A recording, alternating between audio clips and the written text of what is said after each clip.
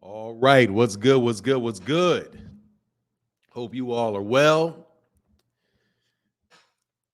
Shout out to everybody. What's going on? Kevin Rice in the building. What's happening? Thomas Hill, what's going on, sir? Adrian Molina, man, let me give you that gong, Adrian. What's happening with you, sir? What's good with you, Mr. Molina? HMC3, what's going on, sir? How are you? Cal Coolit, good morning. Asante L, good morning. AJ, good morning. Auntie Black Cherry, I confused somebody for you yesterday, and I apologize to the person that did it. I did that too, but what's good? Porter will never get over his loss to Spence. First of all, people out here saying he said something he didn't say out of that soundbite. I trip on how people don't listen. Do not listen to what people actually say. What's going on, Lady Erica B? Good morning. No, today is not Friday. Auntie Aisha in the building. Good morning, Aisha. Good morning, Mr. Rogers. Be easy in the building. What's going on, man? TBE Ali says, salute, OG. I'm on time today. Well, congratulations. Thank you for being on time. I was a little late. Aisha, what's happening? Again, Ernie, Kamal Oz, what's happening? Kamal says, Morrell is a smokescreen designed to take pressure off Canelho. Once Benavidez started calling for Canelho heavy, the corporate media looked for a way to protect him at all costs. I thought that was Samson Leskovich, Benavidez's promoter, that said that he was interested in the fight with David Morrell. Edward Volitan, what's going on, man? Yeah, knock out that like button. Be easy in the building. What's going on, Be Easy? Thomas, what did you ask me to talk about, Be Easy? You wanted me to talk about something. Thomas Hill, what's going on, man? He said, I'm about to step away for a moment, but salute to all my strong men and beautiful ladies in the chat. Blessings to each and every single one of you and your families. Now let's get it. You know what it is. Mark Key in the building. What's going on? Mr. McGowan, what's happening? Ray Patterson, what's going on out there in New Jersey? Jay Coop, what's good? Mr. Simmons, Miss Nicholas Simmons, good morning to you. Windy City Assassin, what's going on, man? Hey, man, that stuff was funny yesterday on Twitter, man. Big Block, Boxing Dad in the building. What's going on, man? E Snooty. Hey, it's funny how professional boxers think they can tear down YouTube channels. And I mean this, man. I don't agree with everything every YouTube channel says, and I know that there's a lot of drama and a lot of, vitriol and a lot of smack talking going on between YouTube channels every now and then. But man, I really wish professional boxers would mind their own business. Like, man, you're not supposed to be in the middle of this, okay? First of all, everybody talks smack about all kind of people talk smack about each other, okay? Y'all out here just getting in the mix of it, man. Just mind your business, man, for real. You're supposed to be above it, man. You're supposed to be above it. Don't pull yourself into it. Don't argue with people in the stands. Tremaine Smith, what's going on? Chris Brown, what's going on? Cadillac 634 in the dough said, good morning, Fanon. Violence is coming. Apparently it is. Paul Kerr, good morning to you, sir. Good morning to my Bison brother. What's going on? Fat Boy 5 in the building said, best morning show on YouTube. We tried.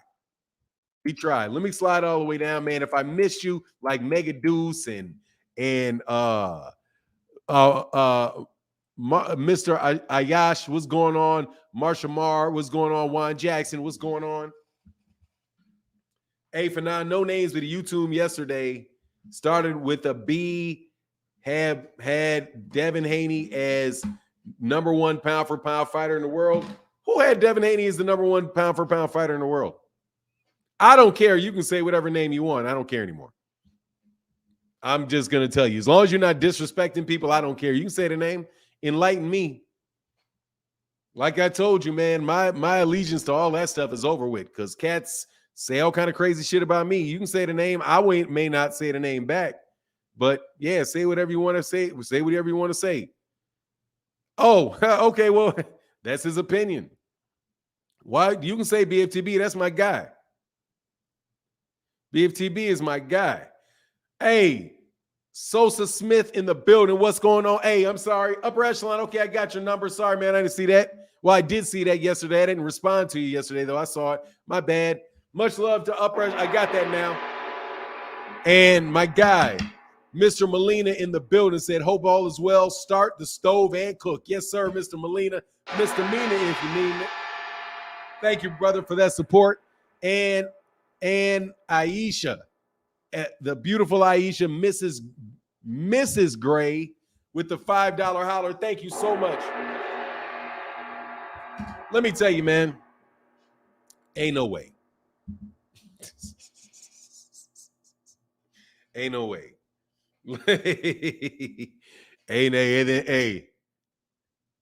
Hey. Well, Lomachenko must be 1A then. Hey, dog, Lomachenko must be 1A. But everybody, hey, man, that's everybody. That's somebody's opinion. There ain't no biggie. That's your opinion. I don't have Haney in my top 10. He can't punch. He can't punch. Hey, support for, hey, my guy, Be Easy in the building said some support for the best boxing channel out there. Thank you, brother. Appreciate you for that $5 holler on Super Chat on Cash App Thursdays. Thank you. Appreciate you. Be Easy in the building.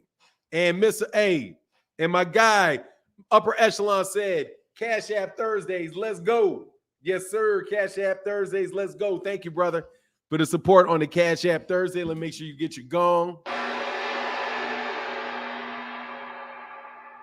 And Sister Barbara Davis, thank you so much for the $5 holler with the good morning. Thank you.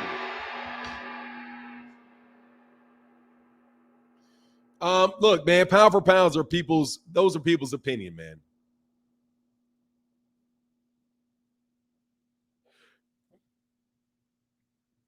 Hold on one second.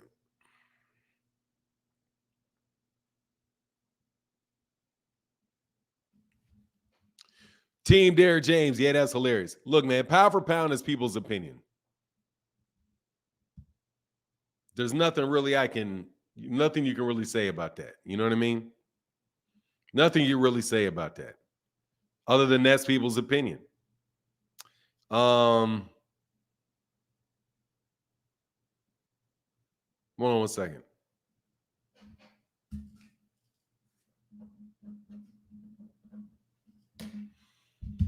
All right. Hey, man, that's okay. I don't want to continue long conversations about BFTB's pound for pound list. People have reasons for what they think.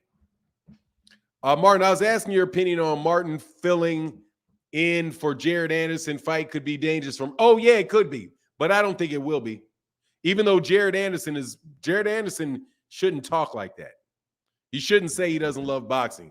Oh, I don't really love boxing. You don't really love boxing. Well, then, you may not want to put that energy out there. You may not want to put that energy out there, bro, because that's exactly what Chris Colbert said.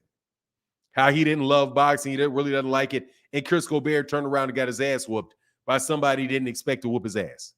So my advice to Jared Anderson is, look, man, it provides a living for you, so you should love it. If you get up in the morning feeling like you don't love it, lie to yourself and tell yourself you love it.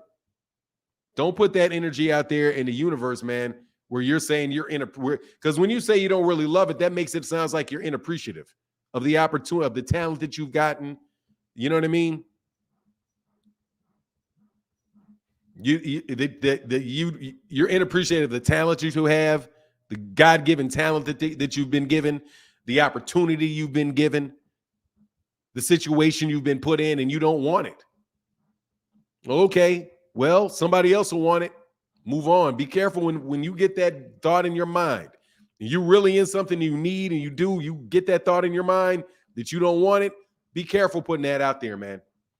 That's the first thing that I thought about Jared Anderson when he said, "Man, don't talk. You're talking like Chris Colbert." Chris Colbert got his love back. It's kind of like hey, man, there's all kinds of women you may feel like that way too. You don't realize you love her till she's gone. Oh, I don't really love her. I don't really care. No, you're taking her for granted. That's what you're doing. Hey, Squire Well in the building said Haney pound for pound bum. Now, he ain't a bum now, but he ain't nobody's top 10 pound for pound now. How? You can't punch. I need to understand that one. I need to understand. I need to understand. You can't punch. How you gonna beat these dudes the same size as you in the 4 scoring criteria of boxing, and you can't punch? Being able to punch is a prerequisite, okay? To me. Mr. Ali, thank you, said best in the business. Let's talk boxing.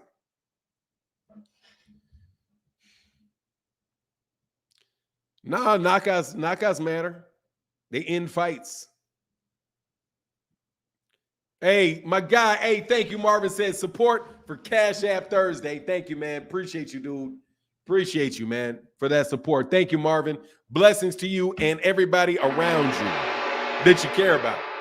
If you don't care about them, F them and feed them beans. You know the deal. Who Boxing Talk is a troll? Who is Boxing Talk? Boxing Talk is a troll. Let me go back and look at Boxing Talk. Boxing Talk, you're out of here because you were called a troll by a lady. Ladies do not like you here. You must leave. Okay? No hard legs in the joint that are not wanted. Get up out of here.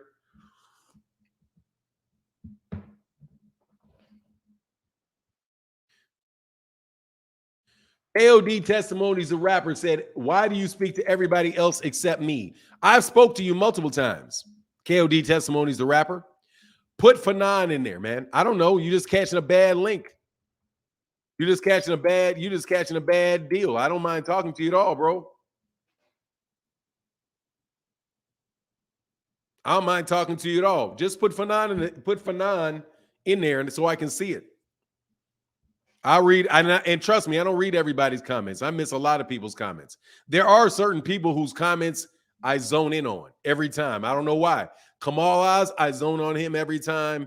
Upper Echelon, I zone in on him every time. DH, you know what I mean? Just put my name in the comment section, man. I've read your comments before. KOD. You know what I mean? That's it. Yeah, So Deep in the building. What's going on, man? Hold on now. Yeah, I'm not going to miss So Deep's comment because that's one of my best friends.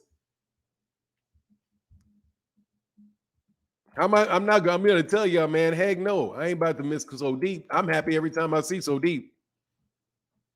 Hold on one second.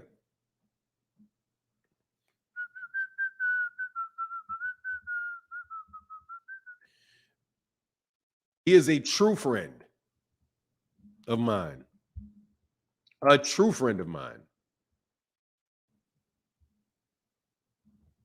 Exactly. A brother from another. Subscribe to my boy So Deep at the Parlor of East Wheaton. Make sure y'all hit that subscribe, man. Nah, let me know. KOD, hey, look, just let me know what you want me to talk about, bro. Just put a question. I don't mind. I don't mean to skip over cats.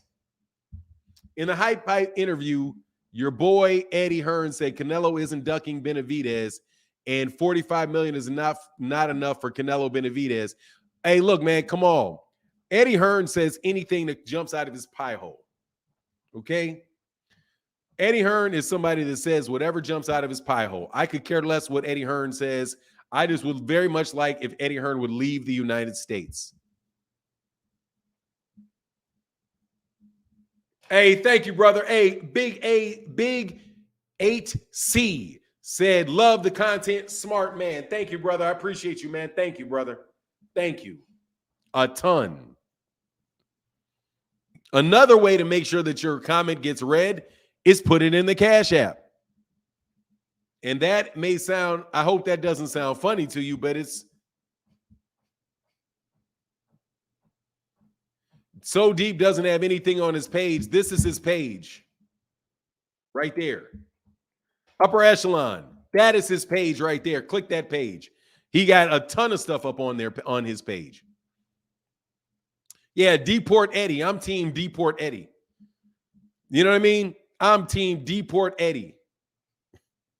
Hey, what's going on to my guy Shawn said, hey, see S-Pill comment on the live stream. Yes, sir, brother. Much love for that $3 holler, brother. Thank you. For sure. Okay, hey, can you put it in there again? Yeah, the Cash App is a cheat code. You can Cash App me. I'm going to read. As long as you're not doing no RuPaul stuff, throwing quarters at me, I'll read your comment in the Cash App every time.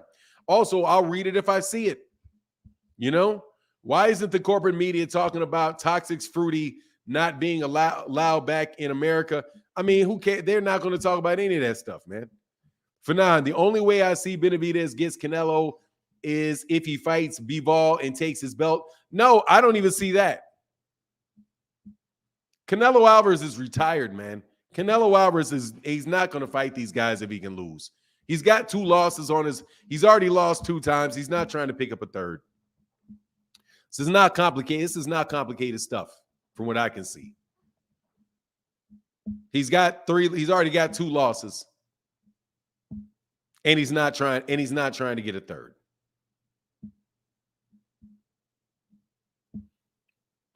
Yeah. He has a lot on his page, by the way. SO Deep got hours and hours and hours of stuff. He said, I clicked on So Deep. It wasn't nothing like the page I just subbed to. Nah, man. I don't even know if he's got an actual page. Maybe you looked at his personal page. He's at the Parlor v. Sweden. The original stomping grounds. Canelo looked to sail off to the sun. He's looking to sail off into the sunshine. Yeah, exactly. Hey, what's going on, man? My guy, Mr. Imopie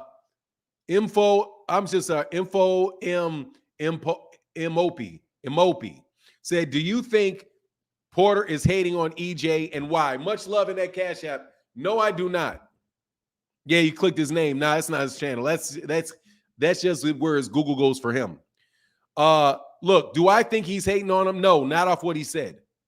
No, because what he said was this.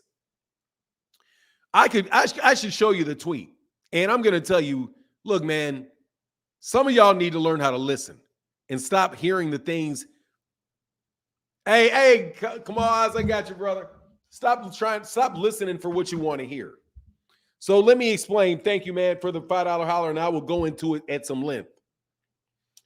For MMM, I'm gonna call him MMM, MMM, Triple M.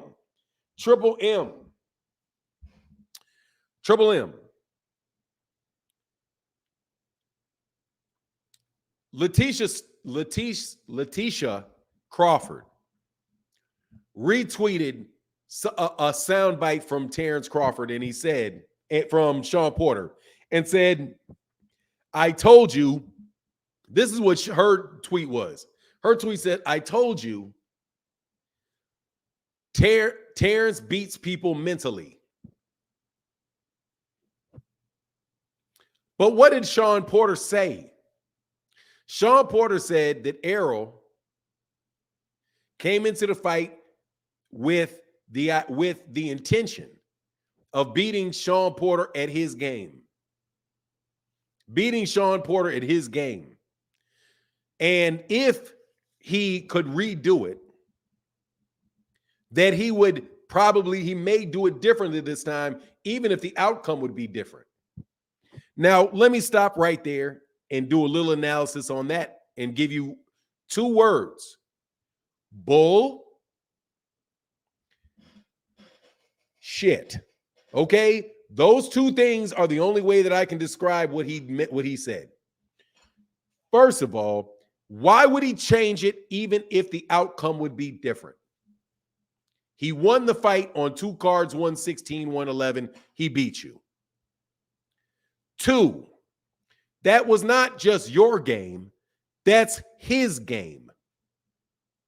Errol Spence Jr.'s game is to go at you and try to stop you. That's his game. It just so happened that you had a game similar to his game. So he beat you at your game, but your game was his game. He wasn't out of character at going at you. And why in the world would he change it even if he knew the outcome would be different? More than likely, the outcome wouldn't be different. He just outboxed you. But whatever. Then he says, and hey, man, I got the questions coming through on the Cash App. Thank you, guys. So, and the second thing, he says, Terence Crawford goes in and says, I'm going to beat you my way. And if he would have fought me again, he'd do it the same way. Now you're getting it. Now you're getting it. Yes, he beat you the first time, so he would do the same thing to beat you twice. Yes. Yes. And he said that's the difference in the mentality between the two. Now, can somebody tell me if that is an accurate restatement of what Shawn Porter said? When he was speaking of mentality, he said that what's the mentality that he was speaking of? That Terence Crawford is going to fight his way, and that Terence Crawford and Errol Spence Jr. was going to fight his fight, and Errol Spence Jr. fought his fight. That's the mentality he's talking about. They did not say anything about beating people mentally. He did not say anything about beating people mentally. That is a case of Miss Crawford, Miss Crawford listening and hearing what she wanted to hear out of that, because that is not what he said. He said that shows you the different mentality of the guys. And he said Errol has learned from that. How did he learn from that? He went and he fought Yordenis Ugas the way Yordenis Ugas likes to fight. Didn't he? Doesn't Yordenis Ugas also like to fight on the inside? Doesn't he also like to go at you? Doesn't he also like to mix it up? Did you see Errol Spence Jr. boxing from the outside and moving around? And did you see him doing any of that with Alexander Usyk? I mean, with Yordenis Ugas? I didn't see any of that. Now, do I think he's hating? No, I don't think he's hating. I don't think he's hating, but I do think that that's his opinion, and I think it's wrong, and I think it's a little bit off. But what's more off than what because that's Errol's style of fighting. That's Errol's style of fighting. Yeah, they fought in a phone booth. That's how Ugas likes to fight, and that's how Errol likes to fight, and he fought his fight. And against Shawn Porter, he fought his fight. Against Mikey Garcia, Errol Spence Jr. said he wasn't in shape to fight like that. So he just outboxed him because he had a fat camp. I also happen to know this too. Errol Spence Jr. had a fat camp for Shawn Porter too. He had a fat camp for Shawn Porter. He looked like he had a fat chat. I was at sparring. I saw him spar. He looked like he had a fat camp. He didn't look anything like what he looks like now when he fought Shawn Porter during training. And I'm telling you, I saw it with my own eyes. So do not tell me that man was not in shape with Shawn Porter. He was not in shape for it. Mo Boss says, stop making excuses for Errol's. Mo Boss, he won the fight, moron. He won the fight. How do you make excuses for winning?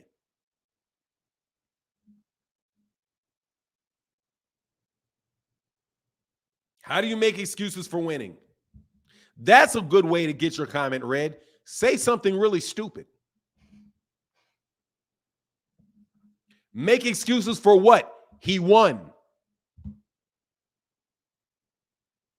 First of all, that's probably RuPaul.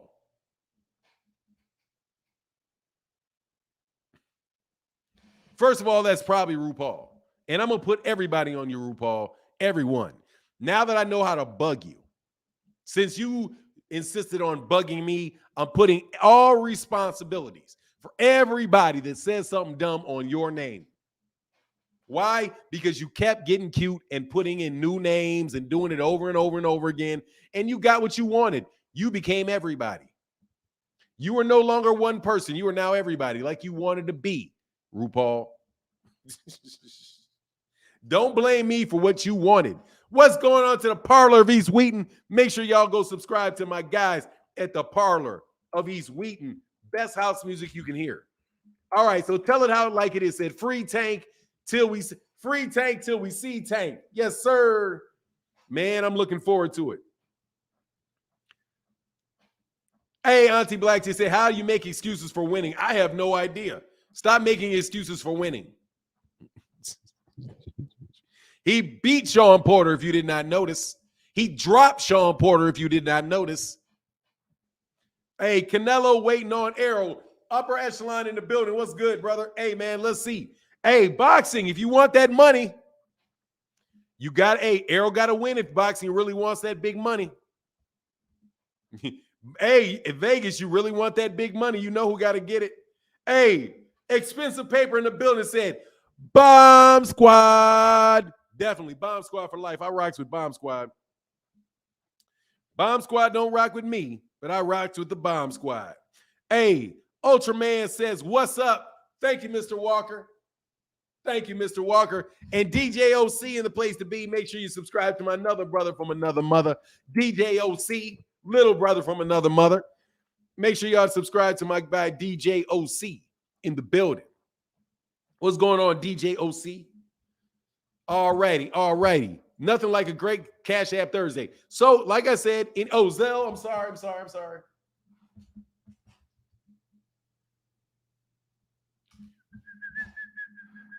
OC, yes, sir. He said, hey, Zell Thursdays. Errol's called Z-Side Bud Kunta Kinte from Roots. I heard that, dog. I forget how he said it. I forget how he said it, but yeah, I did catch that. I did catch that, Kunta.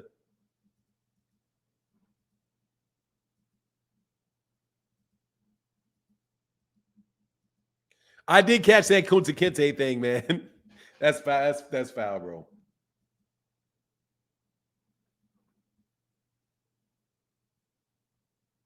Hold on one second.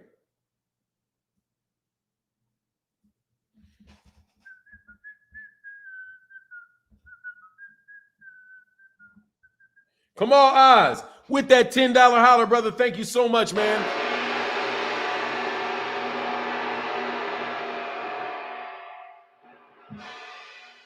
Much love for that $10 holler, brother. Thank you, man. Thank you. He said that's how you're gonna have to break him. Oh, okay, thanks, man. Yeah, I forgot. So you have to do him like Kunta. Hey, dog, that's hilarious.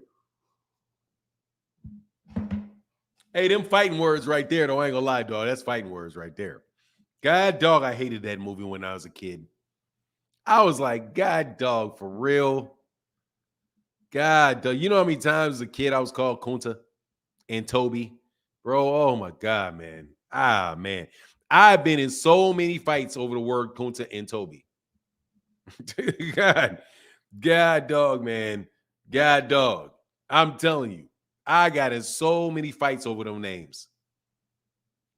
Hey, man, my guy Upper Echelon said one more time for Cash App Thursday. Yes, sir, brother. Yes, sir. King Kunta. Oh, my God, man. That was dog. That right there was like, for real. I was like, man, why this movie got to come out? Like, why this movie have to come out? I refuse to watch it since the 90s. Hey, man, look, I ain't going to talk too much about that, all of that. But, you know, it is what it is, man. Jada said, he said all the big fishes have been caught before.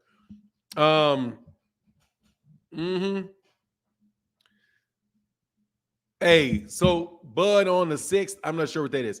When I was a kid in elementary school, the white kids in class got a kick out of Roots. It was like comedy. I'm telling you, it is. But anyway, it was like that to them. So I'm telling you, man, I have seen those. That's why I'm telling you, man, y'all don't understand them. They don't care about you a lick. You cannot insult them. You cannot insult them. The only way that you can insult them, I'm telling you, there's only one way you can insult them. Only one way that you can really insult them that will make them madder than mad. Only one way. Only one way. Trust me, and it hits them where it really, really, really hurts. It's they girls. It's them girls. Believe it. And them girls, a lot of them women that like you can't stand your sister. Better believe it. That's why I'm like, nah, ain't no Mandingo time for me. Hey, people need to people really underestimating Crawford. Sheesh, the fight is 50-50. Christopher Sneed, hit the link and tell me how somebody's underestimating him. I don't know. I don't get this. People are underestimating him. I don't hear him being underestimated at all.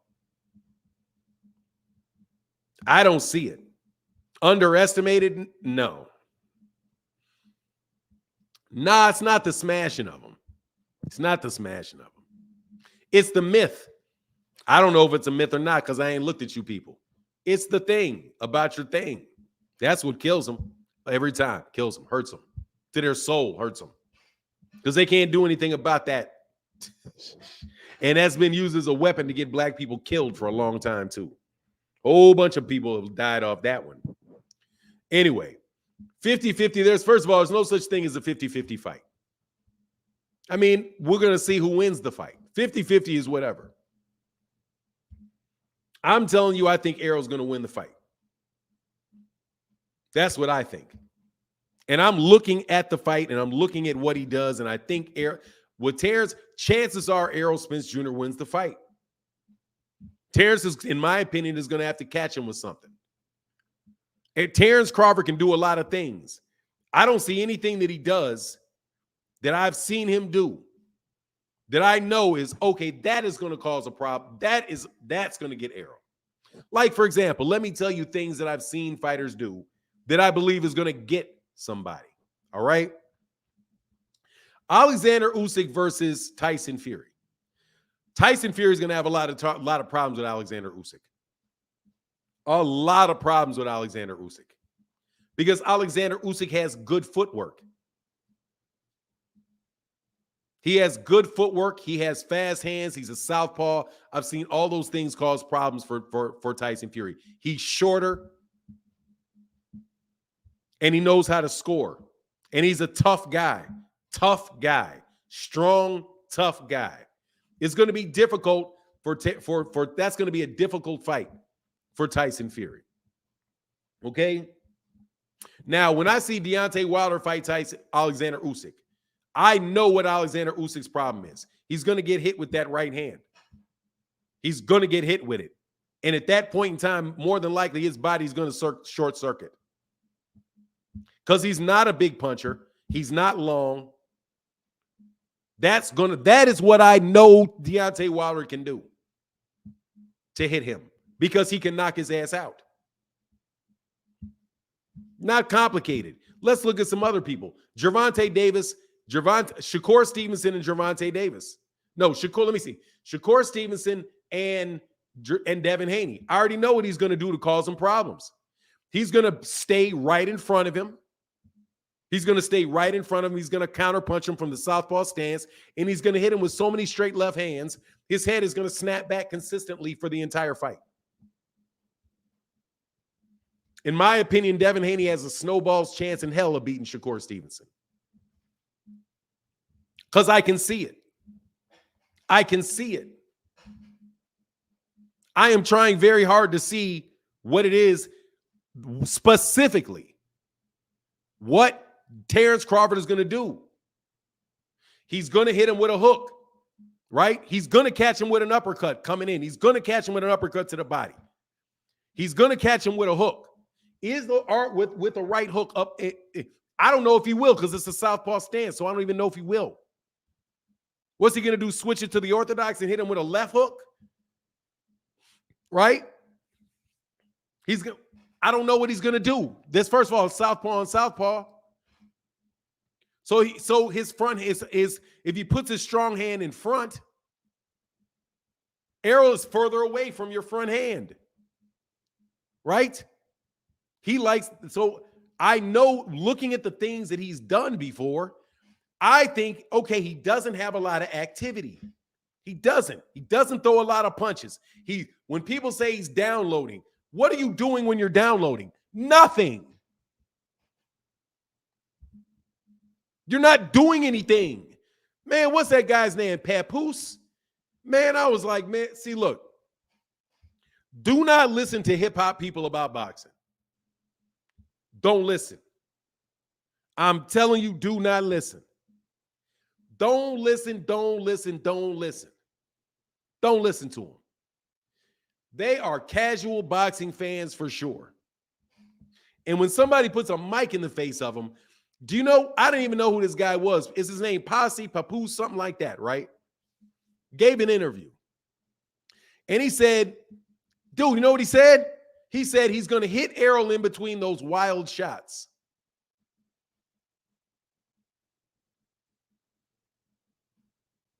What he said was he's going to hit, I see Terence hitting Errol in between those wild shots.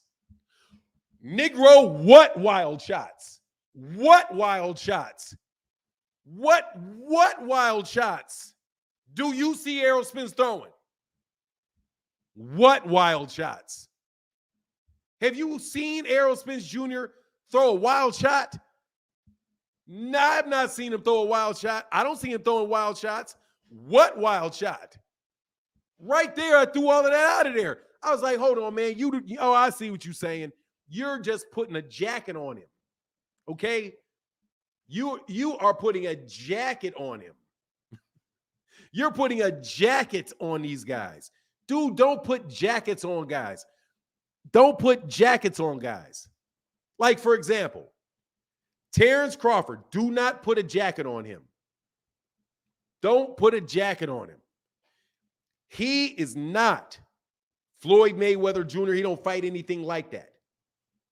Don't put the Floyd jacket on him. Don't put the Hagler jacket on. Don't put the Hagler jacket on Errol Spence. He doesn't fight like Hagler. He don't fight just like that. They fight like themselves. Errol is not wild at all. He is active. That's not wild. When you do throw a bunch of wild shots, yeah, there's a lot of openings. Like, you know who was wild? Carlos Ocampo was wild. That's wild. Carlos Ocampo. Man, don't put a jacket on him, dog. Don't put a jacket on him. And I'm talking about a good jacket, bad jacket. Don't put a jacket on him. Don't put a jacket on him. Look at what they actually do. Don't say, oh, and this is the thing. This is the thing to get, I'm telling you. Fanon, in your opinion, who has more punching power, Terence Crawford or Lamont Peterson? I feel like it's going to be similar to Spence-Peterson fight. Crawford does not have enough power. I think Terence Crawford probably has more power than he does. But again, I don't know because who he's fighting. How much power does Berlanga have? I see you, Ali Vosa said wildly active. Wildly active. Hey, one quick. Ray Davis said, yes, I doubt Bud would agree to get his I doubt Bud would agree to get his ASS whooped. Yes, sir. Much love in that Cash App, brother. Thank you, Ray Davis. Got you, bro. Thank you, man. Ray Davis back at you. Right back at you. He said, Bud is a tin can waiting to get recycled. I mean, look, that's colorful talk. Hold on one second, man. Let me get that. Thank you, Ray Davis, brother. Thank you for that support. And Ray Davis back at it. Said $1 holler for the Bud fans to get on the tissue on the 30th. Yes, sir, brother. Much love in that Cash App, brother. Thank you for that support today, man. Thank you. Give me 1 second.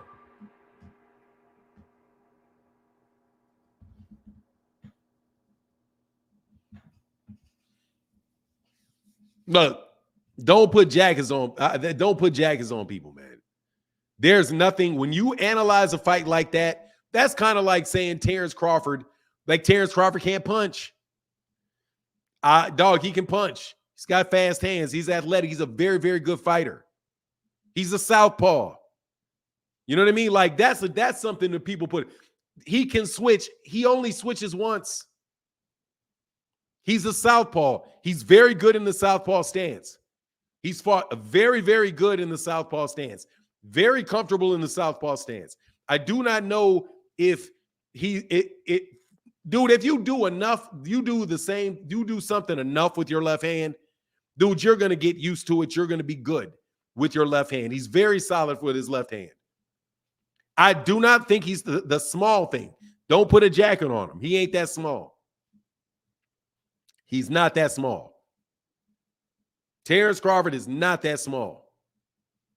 He was a big, big, big lightweight. and a big 140 pounder. He was just draining himself down to fight at 135. And really 135 and 135 and 147, people did that all the time, going from 135 to 147. Shane Mosley moved from 135 to 147. Roberto Duran went from 135 to 147. Did perfectly well with one of the biggest at first, with a big, strong, very fast welterweight in Sugar Ray Leonard. Right? He went all the way up to middleweight, beat Iran Barkley at middleweight. This is not 135 to 147 is not some huge leap. I mean, it's a leap, but it's a traditional leap. So I'm not discounting Terence Crawford. I'm not going to put a jacket on him. You know what I mean? And say, okay, man, you can't do this, you can't do that, because people normally don't do that, or what you consider to be normal. So when this guy Papoose looks at the fight, what's he looking at? Like, you know what he's looking at? He's looking at the archetypes. He's like, okay, right here we got a fast, slick boxer here. What do we have here? We have a come forward fighter here. Isn't that how that's how you guys think of it? You think this guy is a flat-footed, this guy's a slick counter-punching fighter. And what do you have in Errol? You have a flat-footed, come-forward pressure fighter. What happens when these two guys fight?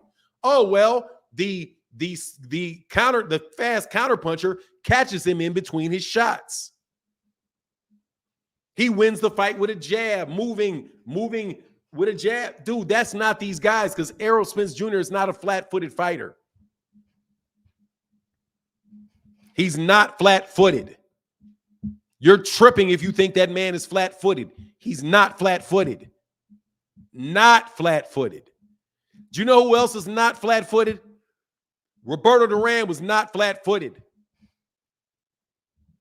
Walking forward, cutting off the ring and engaging in a fight where he's going at your body and wearing you down does not mean that just because he's not on his toes moving around does not mean he cannot move around. You're tripping. Okay? Just because my dog watches, I can grab my dog's mouth, open it up. I can show you. If it wasn't, somebody wouldn't give me some animal cruelty. I got an Anatolian Shepherd. I can grab that dog by the mouth. I can open his mouth up, and I can slap his tongue like this. I can slap his tongue like this. And he's not going to do anything about it. He's going to open his mouth, and I can slap his tongue, and then I'll let him shut his mouth. If I wanted to do that, no doubt in the world I could do that to my dog. Does that mean my dog cannot rip my arm off? No, it does not. Does that mean if that dog does not want me to open his mouth, he can't keep me from doing it? He just ain't got a problem with it. If he did not want me to open his mouth, I could pull all I want. That jaw ain't going nowhere. Nowhere.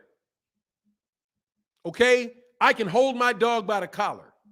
If my dog really didn't want me to hold him by the collar, I wouldn't be able to do it. He'd be out of there.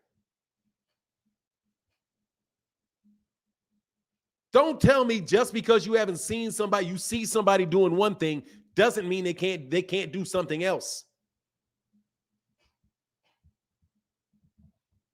Just because you don't see Steve Kerr dunk doesn't mean he can't do it. And I mean this. How many people have ever seen the basketball player Steve Kerr, used to play for the Bulls, head coach of the Golden State Warriors? How many of y'all have ever seen him dunk? I promise you he can dunk. Maybe not now that he's well into his, like he's 60, but dog, don't lunch. Do you remember that one race? Do you remember that one thing that happened with, hold on one second. My guy, Kai in the building with the $2 holler in the Cash App, brother. Thank you so much for your support, bro. It means a ton, man. Thank you out here. I got an Anatolian Shepherd mixed with Belgian Malinois.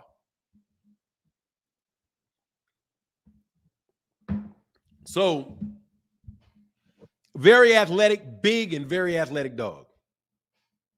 Mosey Bugs couldn't. Yes, he could. Yeah, he could. I bet you he could. I would not, let me put it this way. I would not be surprised if Muggsy Bogues could dunk. Would not be surprised at all. At 5'3", that he could, 5'3", 5'4", that he could get up there. I would not be surprised at all. I do not know that he could. I would bet that he could. I would bet that he could. I would bet. Steve Kerr dunked all the time, not in basketball games. Did he dunk in basketball games? All the time, Steve Kerr?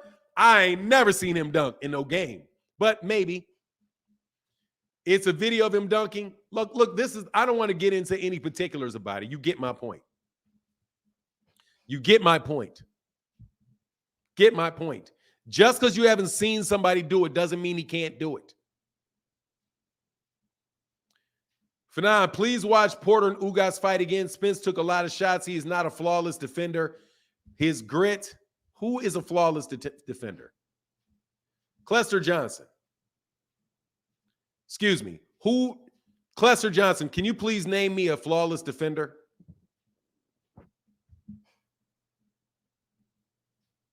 Clester Johnson, can you please name me a flawless defender? Because that's what you use. Flawless defender. Please give me the name of a flawless defender.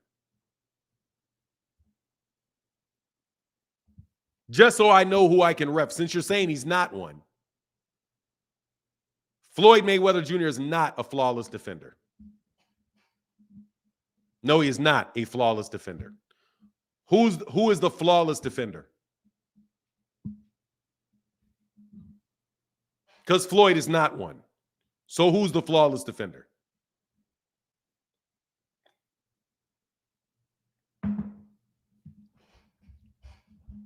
Who?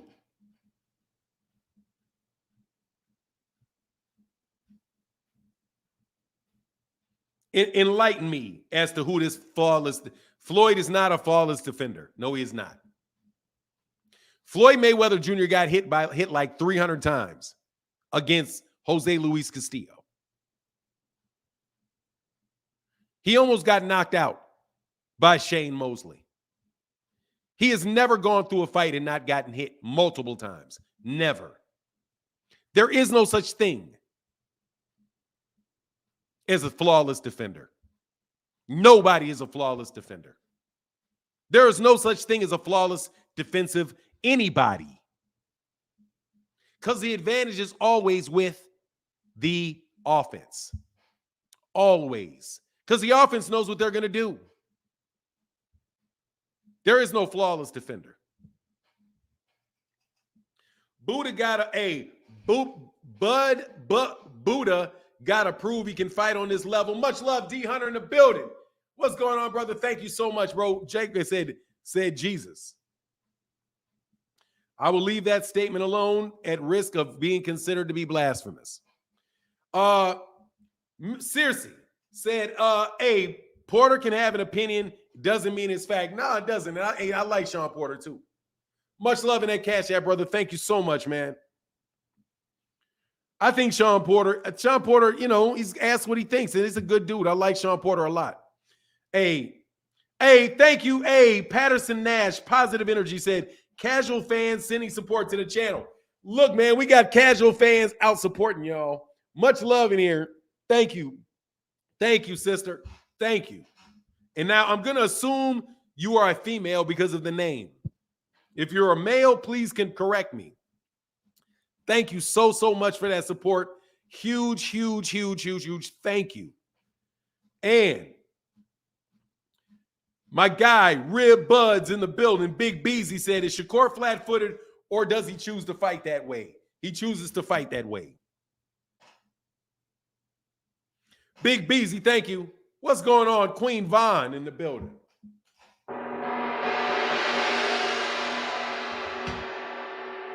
What's going on? Mr. Johnson in the building says CJ. Hey, I can't even pronounce that. What is this? CJ See you, man. You know what it is. I'm just gonna call you CJ, brother. Much love in that Cash App, CJ. Thank you so much for your support.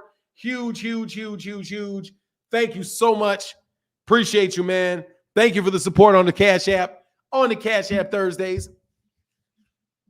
Look, AF Black, I'm done. I'm not going to answer any more questions because you're not on topic. Can't answer that question because you're not on topic. Stay on topic. If you want to go off topic questions in the Cash App, unless you know your usual suspect who's always going to get their questions answered no matter what. You know what I mean? Hey, Queen Vaughn said, Fanon the realist. Hey. Jamel Herring, man, you need to come on, man. Mind your business, bro. Hey, good points. I don't think Spence will be able to cut off the ring to apply constant pressure in this fight, which will bring out tools we haven't seen. Will be interesting for sure, close fight. Fair enough, Christopher Sneed. I appreciate you. Because that's a fair statement. You don't think he'll be able to cut off the ring. That's the question is, will Terence Crawford keep him from cutting the ring? Terence Crawford said he ain't moving. That's what he said. He said he ain't moving. I think he's going to be able to cut off that ring. He's very fast. It could be a draw. It could be. I don't know if David Appalachian really cut off the ring, Windy City Assassin, or if Terence Crawford just stood there. Honestly, man, he just stood there for Shawn Porter.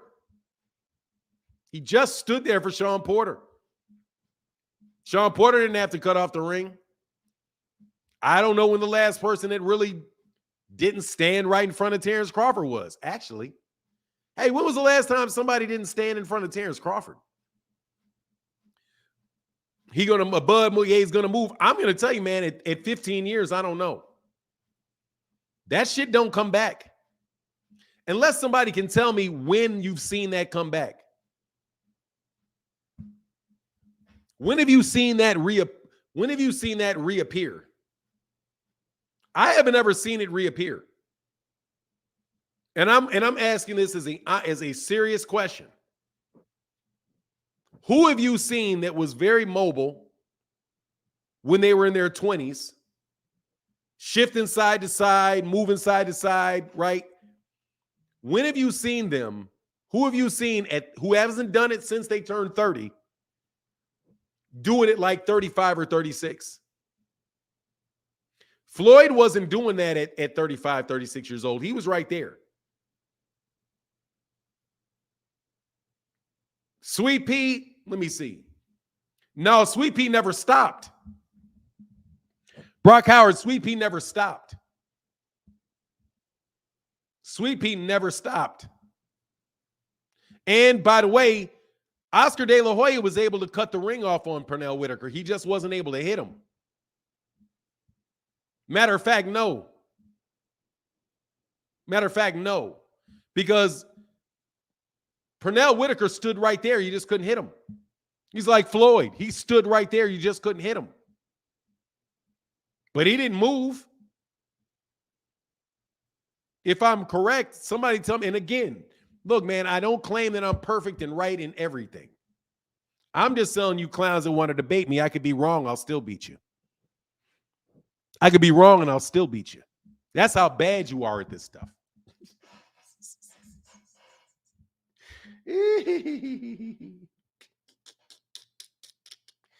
Batty in the building. Batty Rich said, hey, from my Uncle Fetty Fanon. Hey, you know what it is. We got to hit him with that. We got to hit him with that fentanyl, dog. Much love in that Cash App, brother. Thank you, Batty Rich. Thank you, bro. And then my guy Ray Davis said, big fish, eating crawfish, smoke bud in the Caribbean. Hey, man, we love. I don't engage in all of that extra stuff. Hey, my guy from Clester Johnson, appreciate the discussion. Anytime, dude. Anytime. Because that is a good conversation to have, man. Thank you, brother. Clester Johnson. See, those are the type of Bud fans and Devin fans and boxing fans I like to talk to. You have a reason to believe. You say what you believe, and you got a reason to believe it. You don't sit there. You don't defend your position by saying somebody else is just biased. Like that is to me, that is the weakest type of boxing fan. The one that immediately points to bias on the other person's part, or calls you a casual. Oh, you're just casual. Nah, bro, there ain't nothing casual about me, homie, in boxing. Nothing. Now, at the same time, just because I'm casual don't mean I got to be a blazing fanatic about it and start threatening people's lives because you think a guy's going to lose. You know what I'm saying? I'm not got to go. I'm not good. That is a fanatic.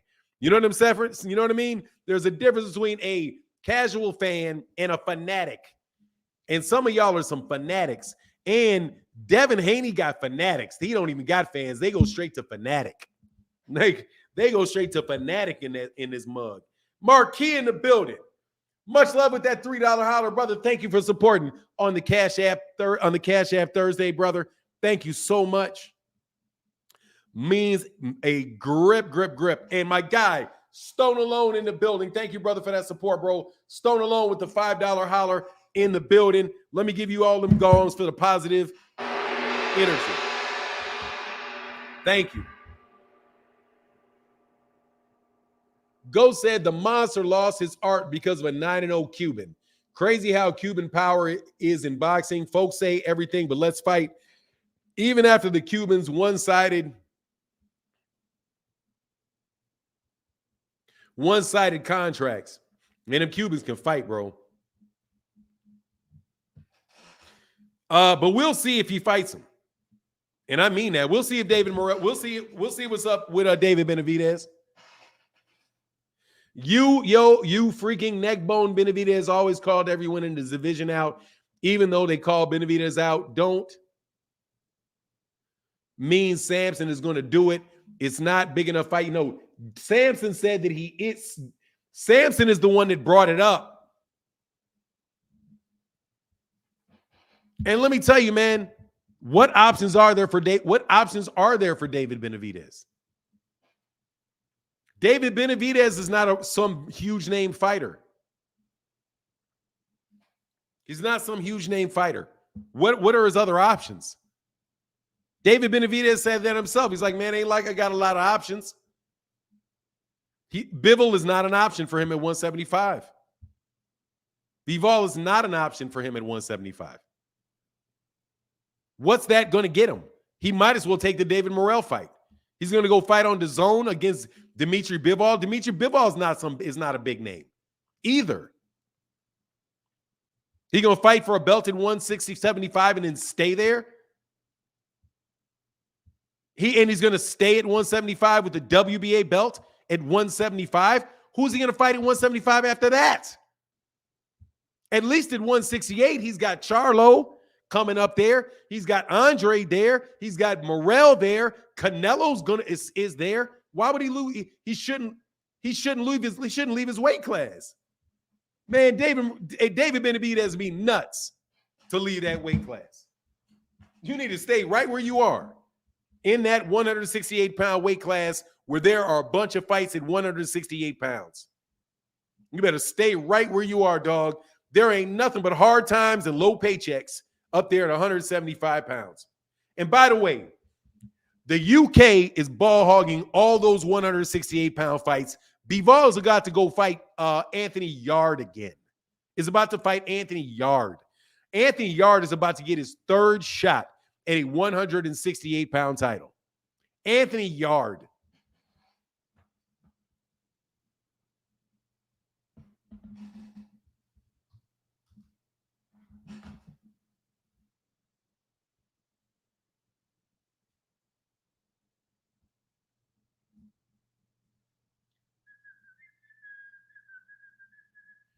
Hey, man, thank you so much. Hey, Liho Shang in that Cash App, in the PayPal. Thank you, Liho Shang. Thank you, Liho Shang. And Mr. Paris said, PayPal Thursday, Team Spence, the biggest, Moby Dick, flipping the boat, put him in the dirt. Hashtag busted gloves. And we're going to bring up them busted gloves again. And we're going to bring up them busted gloves again. This ain't going to be a case of you being able to wear the same busted gloves because they didn't find them to be illegal.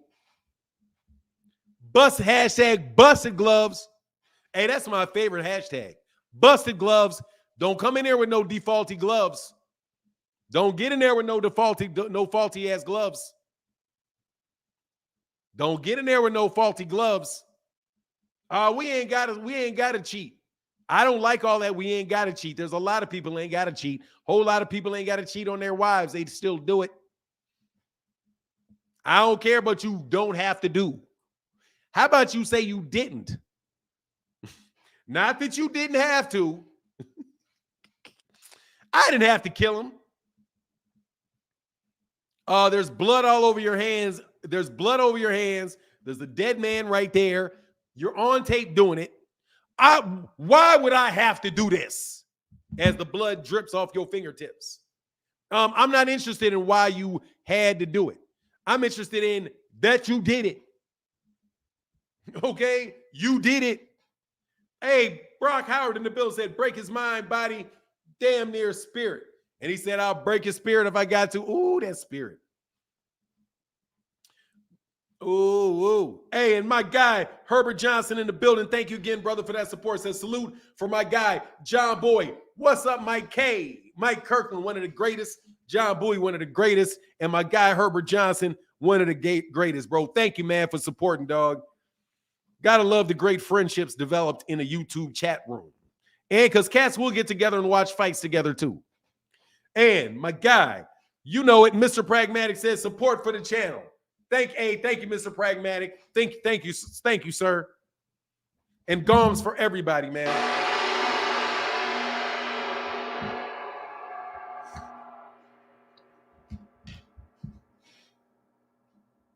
Have you ever seen a dog with a broken spirit?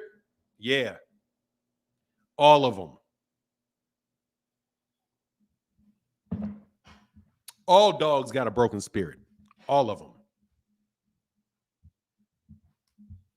Let me repeat.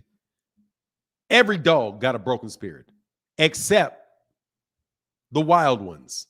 Those are the only ones that don't have a broken spirit. They're bred with a broken spirit. Broken one.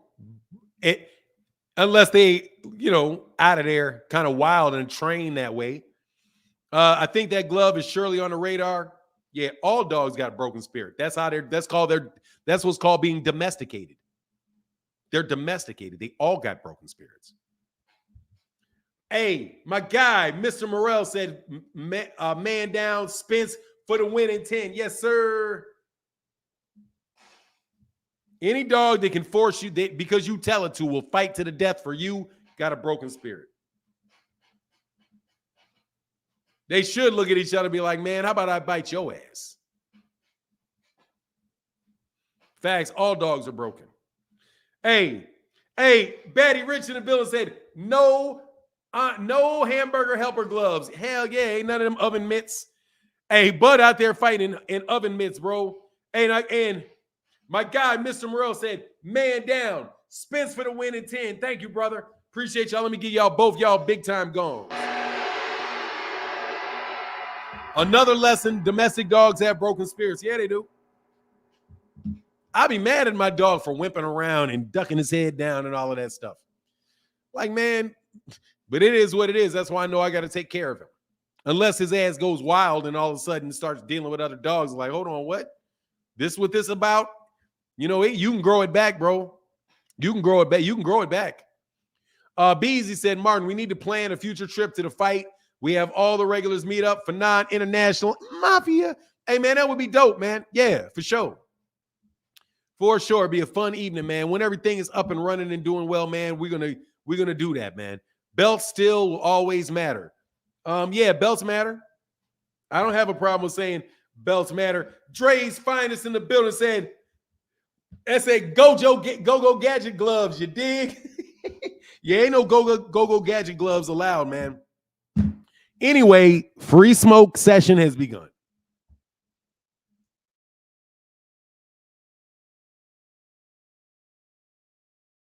Free smoke lessons have begun.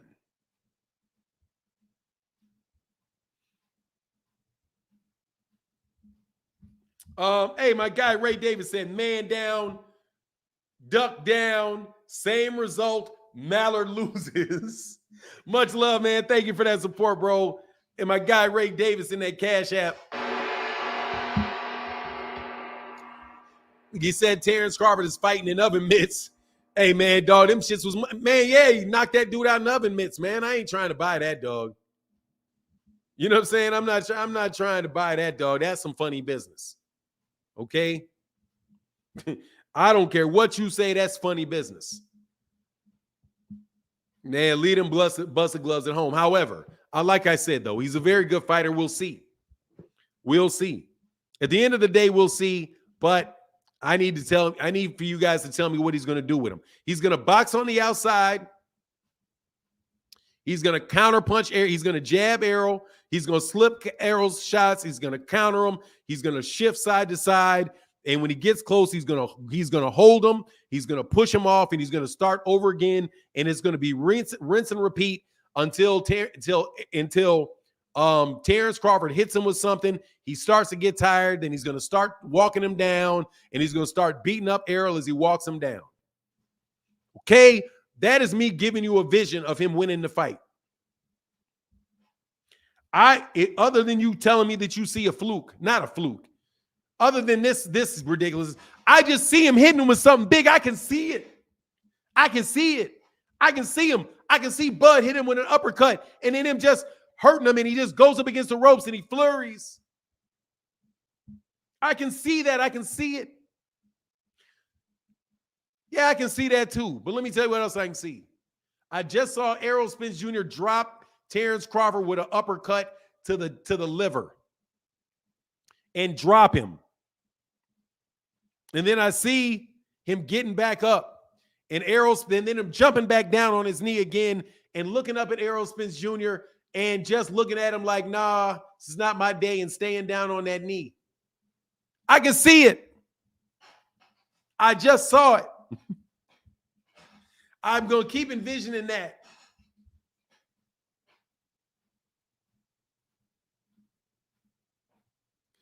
Hey, Mr. Arias, thank you, brother. Said, why is Spence the underdog? Makes no sense. 3 belts. He's not the underdog, man. It's even money. Somebody got to be underdog because of people betting. That's why. Bud said he don't want a rematch. Bud said he doesn't think he wants a rematch. I think Bud said the only way, according to what Bud said, the logic behind what Bud said was that the only way that there's going to be a rematch is if Terence wins. Because Terence said he doesn't want the rematch. And I think you'll see that. I think that it will be like, if Errol wins, it's probably going to be like when Hagler lost to Sugar Ray Leonard. No rematch. And out you go. Another switch hitter. Going out like another great switch hitter to Sugar Ray Leonard, who had a layoff and everybody thought was going to get rolled over. Fanon, I'm down for the Vegas meetup. Let's do it. Mr. Thomas, much love in that Cash App, brother. I think that's how Bud's got him when he's got to fight like Sugar Ray Leonard. He's got to shoe shine and move. Bomac sat on the gloves in the room. Come on, man. Don't do that to Bomac, man. I don't even really get that. Terence Tate said bookies need an advantage. Making Errol an underdog keeps the money from going one-sided. Yeah, they're trying to make money. So if it's an even fight and more people are betting on Terence Crawford, they're going to give less money on Terence Crawford. So if Terence Crawford wins, they got to pay out less money. Then they have to pay out for Errol Spence. If Errol Spence Jr. wins, more Terence Crawford fans are going to lose their money.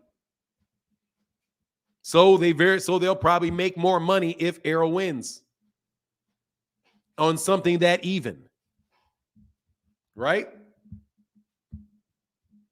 That's what I think. People confuse those odds with with them saying, okay, this is who I think is going to win. No, it's weighed by how much money is there. The odds are going to shift if people start dumping a ton of money on it. Let me repeat. If a ton of money starts coming in on one fighter, it's going to change the odds.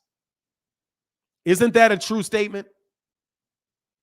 What does he mean by shoe shine, fellas? That he's just, you ever seen somebody shoe shine? They're just buffing it up. That means you're just throwing a bunch of punches that are not hard punches. You're just throwing a bunch of punches to make it look like you're active.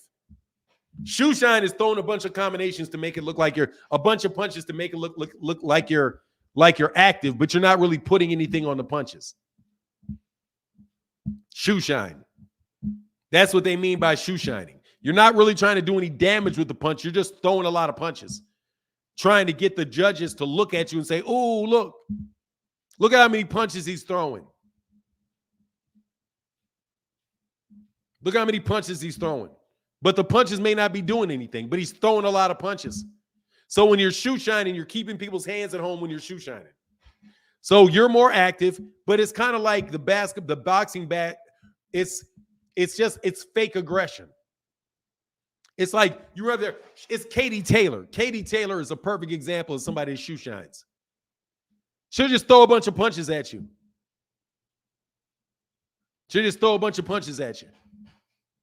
The punches that, yeah, there you go, showing off hand speed.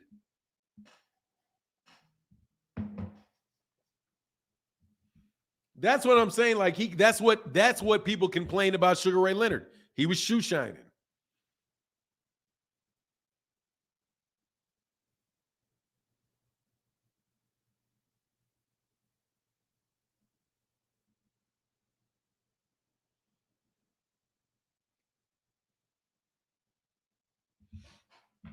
Yeah, Amir Khan shoe shines. Amir Khan shoe shines. Shh. Shh. Shh. Oh, yeah. Doing shit like that. Yeah, I mean, look, man, it's going to be a good fight. Clester John said, Fanon, do you feel 100% Spence will win? If not, what's your percentage? Some people are extremely confident in a 50-50 fight. No, I'm not 100% sure about anything. I'm not 100% sure about anything. I favor him. I'm not 100% sure about anything. Errol Spence can get hit with something that could knock him out. I'm not 100% sure about anything. Really. I won't be 100% sure until after the fight. That's the only time I'm 100% sure about anything in boxing. Somebody can throw their back out. Terence Crawford could get a torn rotator cuff in the locker room. You know what I mean? He could be in the locker room and, oh, snap, something snaps on him in the locker room. And he comes out and he literally can't defend himself. So, nah, man, I'm not 100% confident about anything. I'm not in anybody's corner. Now, if I was in their corner and I was talking to him, yeah, I'm 100% sure, man, because then you're talking about spiritual support. You know what I mean?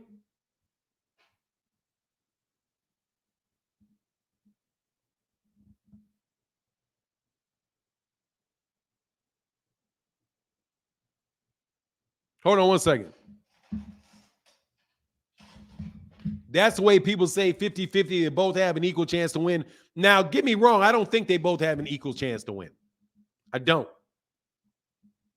That's why I'm not calling it a 50-50 fight. I don't think they have an equal chance to win. I think the most likely chance is Errol because of his activity, and I don't believe Terence Crawford is going to knock him out. I don't think anybody has come close to winning a decision against Errol because of his activity. And unless Terence Crawford can knock him out and hurt him, I see him losing just based off activity. I think Terence Crawford really needs to knock him out to win. That's what I think. Or he's got to fight in a different style than he's fought in his last several fights. Because if he fights like he fought Jose Benavidez, he loses. I think if Jose Benavidez, let me put it this way. If Jose Benavidez was as good a fighter as Errol Spence Jr., in that fight, I think he loses. Desmond Williams, hit the link, Desmond Williams, if you think that's pure bias. I would love to hear what you say that it's pure bias. You keep bumping. How is that? Please explain to me how that is pure bias, and you can hit the link. It's right there. Nobody that has been on the channel before, unless you feel like arguing. For later on in the show, everybody can jump on. It is the usual suspects. Click the link, homie. I don't want to put percentages on it because that's not real. I cannot justify 38% over 37%. I can't do it. I can't say, oh, well, I really think it's 41% and not 43%. All I'm telling you is, look, man, with Floyd Mayweather Jr., I said the same thing. Manny, more than likely, Manny Pacquiao has a chance against Floyd Mayweather if he hits him and he knocks him out. But I was like, no, that's what he's going to need to do because Floyd Mayweather Jr. is going to outbox him. He's going to not just outbox him, he's going to outscore him. Manny Pacquiao was a sucker for a straight right hand. That was shown against Juan Manuel Marquez. He couldn't get out the way of it.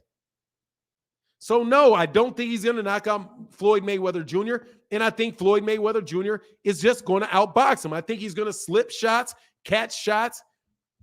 Floyd is different. Of course, no, man, stop with that Floyd being different shit. He's a boxer like everybody else, Kay. He's a boxer like everybody else. Every fight that he had, I looked at it for the fight. If Floyd Mayweather Jr. had fought Andre Ward, I would have said he was going to lose. Why? Because he's too little. Those shots aren't going to land on him. That man's going to he's going to get to that man's body consistently. He's going to get to that man's body consistently. He's going to be able to cut off the ring on him. He's going to get to Floyd Mayweather Jr.'s body consistently. And he's going to land really wide. He's too big. He's too big. Dude, Floyd Mayweather Jr. was a human being like everybody else. He's a human being like everybody else. I look at the fight and I'm like, no, the chances are that Floyd's going to win because Manny Pacquiao's not going to score enough points on him. Because Floyd can stand right in front of you and make you miss.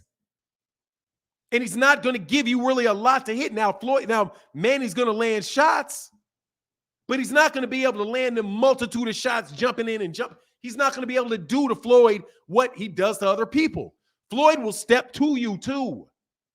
And by the way, Floyd keeps the distance the same. Fighters that keep the distance the same are very dangerous fighters.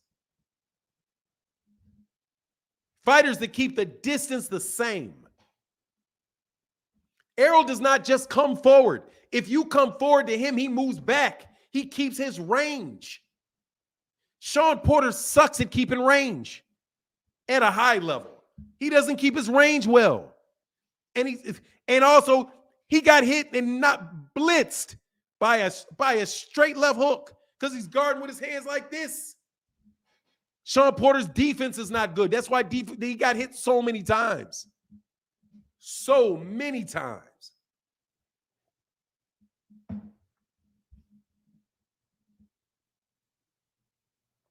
That's fine. That's fair, Kay. That's right. But he's not different. He's a boxer like everybody. I get what you're saying, Kay. Floyd's not different. I knew you were agreeing. But see, when somebody say Floyd when you say, oh, he's just different, that means that there's other people not like Floyd. No, Floyd is a human being, a fighter like everybody else. There are guys that were fighting at that time that would have beaten Floyd if Floyd had fought him. Let me repeat. There were guys that were fighting at the time that Floyd would have lost to if Floyd would have fought him. They just weren't in his weight class. They were just too big. They were just too big. There ain't no way in the world he's beating. Well, I mean, I guess there's a way, but it'd be hard for me to envision. Very hard for me to envision how he beats Andre Ward. You clearly don't understand my slang. For example, Jordan different is just a comp. I understand what you're saying. That he's different. I understand that he's different. He's different means not the same in any slang that you use. I know what you're saying. It's a compliment. Oh, man, he's different. And I'm telling you, oh, no, he's not different. He's not different. I get the slang. I've heard, no, man, this dude's different. That man's different. Oh, man, let me tell you, this is different. No, it's not. It's the same. It's the same. It's just better.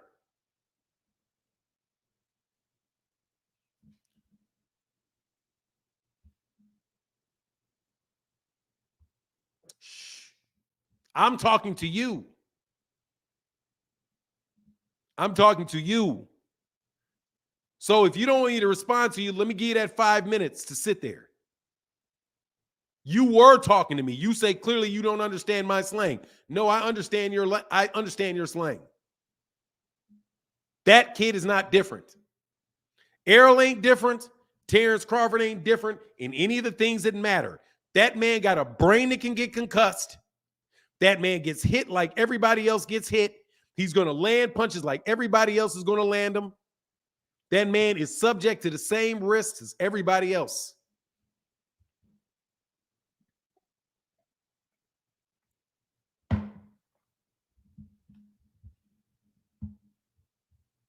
I knew what you meant. I knew exactly what you meant.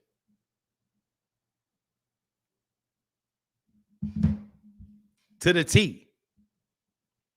Big Floyd, a bigger Floyd would definitely win. He was the same size. I don't know if he would or if he wouldn't against Andre Ward. I do not know that. I don't know that. I think if they were the same size, Andre Ward is the worst nightmare that there could be for Floyd. A terrible nightmare for Floyd if they're the same size.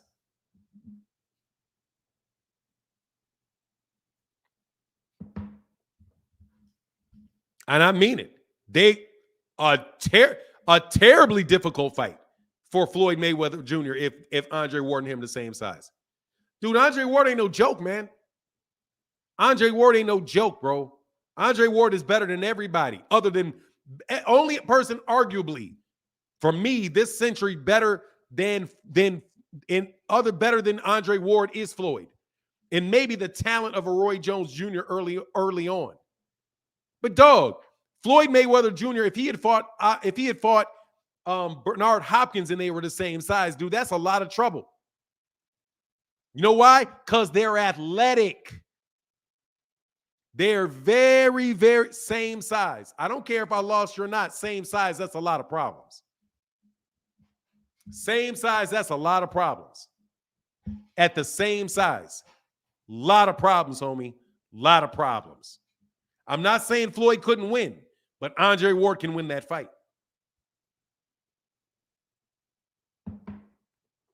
Whatever. He'll look basic. Guess what? He looked basic. He looked basic against Kovalev in the second fight too. He looked basic, and he basically whooped that man's ass because he will basically beat the shit out you. Basically beat the shit out you. That man goes to the body. That man cuts off the ring. That man is an excellent counterpuncher. That man got a big hook. He's very, very smart. The dude is an Olympic gold medalist. He ain't lost a fight since he was 12 years old. And you think that shit's going to be easy money? Andre Ward ain't easy money for nobody. And his mentality is like that. He ain't easy money for nobody. You tripping. He ain't easy money for anybody. What I'm telling you is Floyd ain't never been in the ring with nothing like Andre Ward, and Andre Ward ain't been in the ring with nothing like Floyd. And if they were the same size, dog, that's going to be a fight, homie. I'm telling you, just like Bernard Hopkins, a same size Bernard Hopkins and Floyd is going to be a big fight. I'm going to tell you somebody else, if they were the same size, Floyd may lose to. Deontay. Because Deontay the same size is going to still knock you completely out.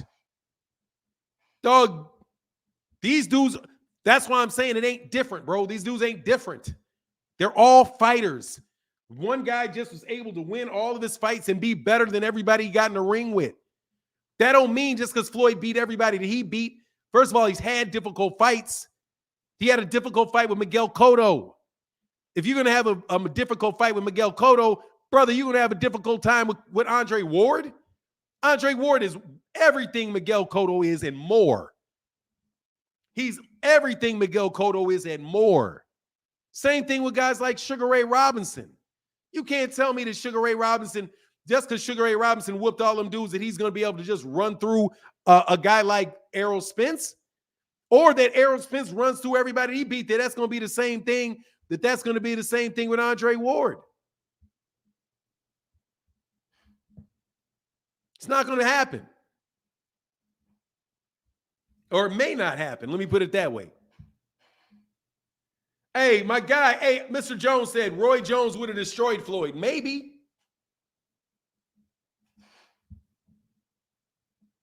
Look, man, you guys are tripping.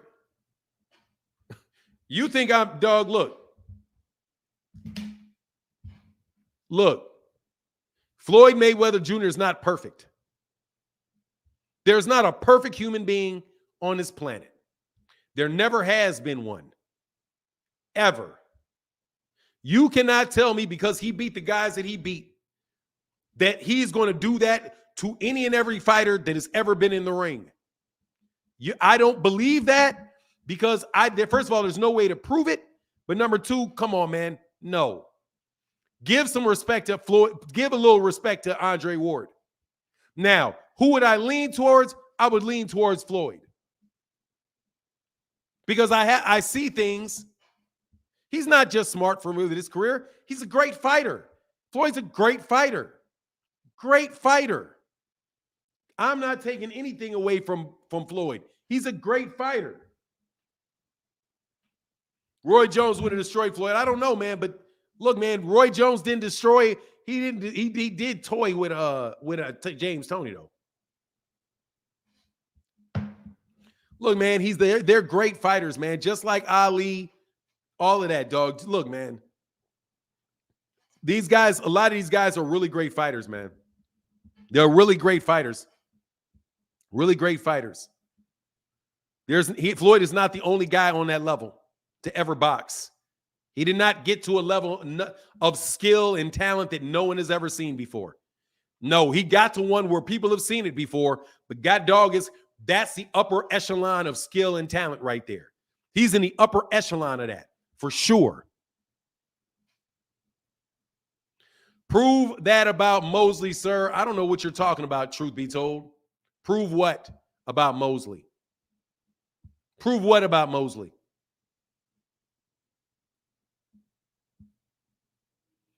There's a link in the chat, homie. And King, no, you're not on it. No, I don't want to talk to you. I don't want to talk to you. Prove what about Shane Mosley? You're just talking, huh? You're probably King. You're probably King. Oh, he's talking to you? Okay, cool. Anyway, why did they ever have an investigation about those defective gloves? No, he filed a complaint. Nothing happened about it. They filed. Okay, that's all right. Thank you.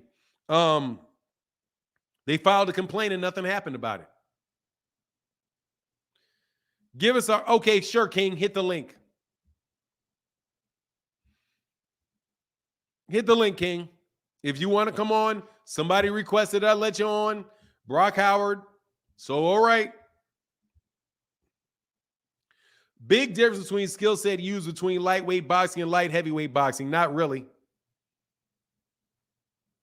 Not really. And Floyd is a welterweight. And Floyd ended his career at welterweight. And Andre Ward began his career at 168. I don't think that there's much of a difference. It's not like it's featherweight. It's not like it's 115 and heavyweight. They're both the middle weight classes. They're both in the middle weight classes. Yes. Hey, I actually support your channel, but will you stop with that cornball RuPaul stuff, man? No, RuPaul, I will not. Don't support my channel, leave.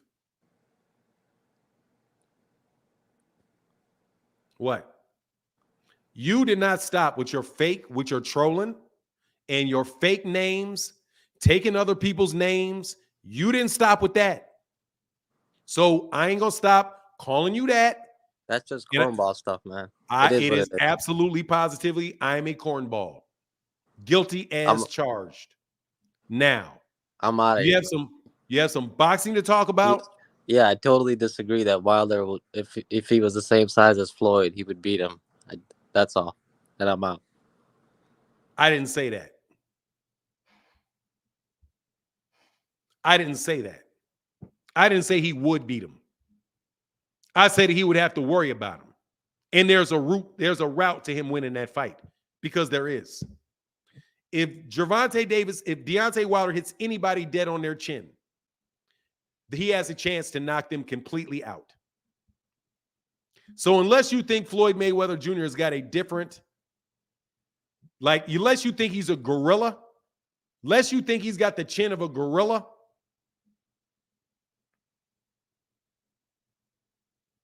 he does. Any one-punch knockout artist has the ability to win any fight that comes up. Demetrius, are you disagreeing with me? This is a disagreement. The only disagreement I would have about Wilder is that he's a little bit too wild to land against a defensive fighter like Floyd. I would say the probability if he could touch him, but I don't think he could touch him. Now the thing about Andre Ward, I definitely agree because of how technically sound Andre Ward was. He would be he's intelligent enough with his hands to be able to touch Floyd. But Wilder, yes, his power, but I think he's not disciplined enough and intelligent enough with his hands to touch a fighter like like uh like Floyd. It's like him beating James Toney. I don't think Wilder has a definite route to beat a fighter like James Toney. He's just not intelligent enough with his hands. Okay, it was just a loose statement that I could see somebody being able to land a punch on Floyd and knock him out with a punch. If you have any really big puncher that lands one shot on you, that person can knock you out cold. I wasn't seriously comparing the two of them as a fighter because there is a big difference between the heavyweight division and the lightweight division. I wasn't making a serious comparison. All I was saying was that he could do it if he Oh, I landed. was just talking about the styles. Not so much the individual person. I was just talking about the styles because you did have like probably not the same, but like a Prince Naeem Hamed. He had a big right hand. You know, I've seen fighters in the middleweight that had a big right. All they had to do was touch you. But if you don't have the intelligence to put those punches together,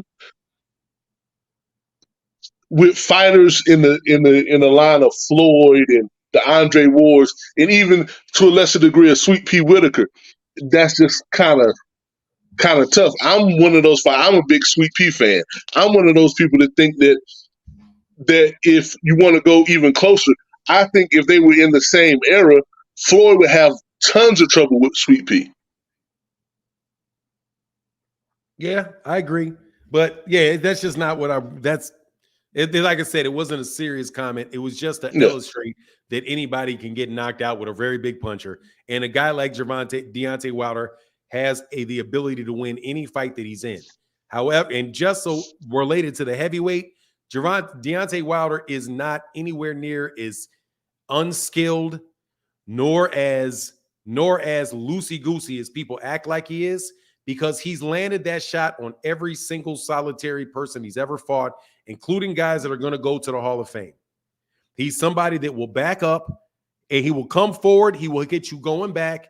He's very intelligent about putting you in a position to throw something to land that. I think Deontay Wilder is massively underrated as far as how skilled a heavyweight he is, because you don't do that over and over and over and over and over and over and over again, unless you're trying to do it. But I appreciate you, man. Thank you to Demetrius. But I don't want to continue that conversation for a long time because, like I said, that's like a real side point. It's like Andre Ward and Floyd is more of a realistic thing because you're really talking about if Floyd had moved up to 160 and Andre Ward had fought at 160, which he might have been able to do at 160, 164. I don't know. But all right, I appreciate you, brother. Mm-hmm. All right, man. Peace. Are you still, is truth be told, said, how do you prove this? Or who are you talking to? For an uneducated puncher, he can definitely punch everybody. Look, man, here's the thing, man, all right? You all, to me, sound like this with Deontay Wilder. There's a person that keeps walking into a store. Every day, into a restaurant. Every day he goes into the restaurant. Every day he orders a meal. Every day he takes out his card and he pays for it. And he leaves. And he does it over and over and over and over and over and over and over again. But because you don't like the clothes that he has on, you think he's broke. Because he walks in with a t-shirt like this, a white t-shirt. He's got some flip-flops on and some shorts. But he sits down in the restaurant and eats every day. You see him every day. Pull out a card and pay. But you think he's broke because he's not wearing diamonds. And because his clothes are not nice. But he always has the money to pay.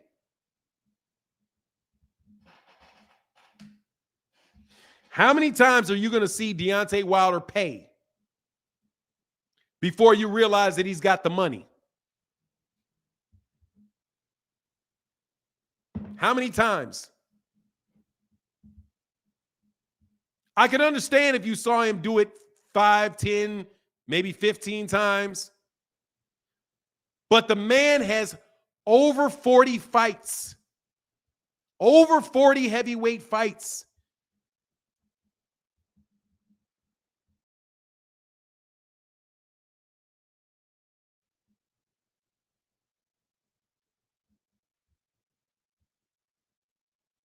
He has 45 professional fights. He has a 91% knockout ratio. After 45 professional fights, he only lost to one person, and guess what he did? He knocked him out. He knocked him down at least 4 times. He knocked him down 4 times. And the man outweighed him by 60 pounds. How in the world can you guys keep calling him unskilled? He is knocked down. He is knocked down or out everybody he's ever fought for 46 professional fights. Stop with the man is not skilled. Stop with the man not being skilled. Stop with it. It doesn't, because what you're saying does not bear itself out. All of that stuff, yes, he throws wild punches. Yes, he throws stuff that doesn't look textbook. Absolutely. But man, you cannot tell me a guy that has made people walk into bombs over and over and over and over and over again. And then here's the thing. He makes you walk into him. Or he'll take the lead on him. Just come on, man. Come on, man.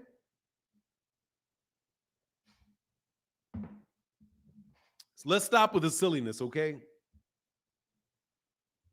Let us stop with the silliness. Anyway. I got RuPaul mad now. I'm glad that I got you mad. Maybe you'll go away. And you don't appreciate that, do you, RuPaul? You don't appreciate somebody insulting you every day, do you? Somebody playing games with you every day, do you? Do you? Because you know what I figured out about you, RuPaul? What's good for the goose is good for the gander. You can't dish out. You can't take what you dish out.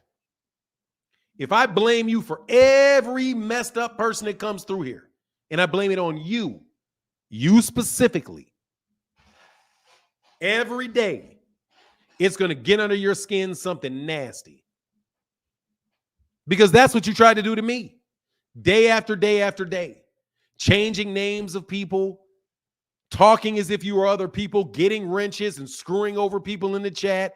You did all of that. And you thought it was fun and games. But now that you can get on and talk, and you've been recognized, and we're getting rid of anybody that makes a channel today, and you can't get away with it. Now you're frustrated because I keep going at you. I understand. I understand that's what you don't like, and that's what you're going to get. Hey, anyway, called him corny. I mean, it is corny. It is corny. It's very corny. But some people don't like corny. And I'm just telling you, man, I'm asking you, please don't come around anymore. I had to block you on Cash App. Who gets blocked on Cash App? Who gets blocked on Cash App? Who trolls on Cash App? Real Me 60 C2 said, James, anyway, I want to get back on boxing. Let's get past the other conversations. Let's get past those old conversations, please. I use that as just a small example, man. I use that as a small example. I did not intend for that to be a long conversation about it. I want to get back on the original conversation that we were having. The original conversation that we were having was what Shawn Porson said, man. He said, Dang Fanon said, your money's no good because he's throwing quarters at me.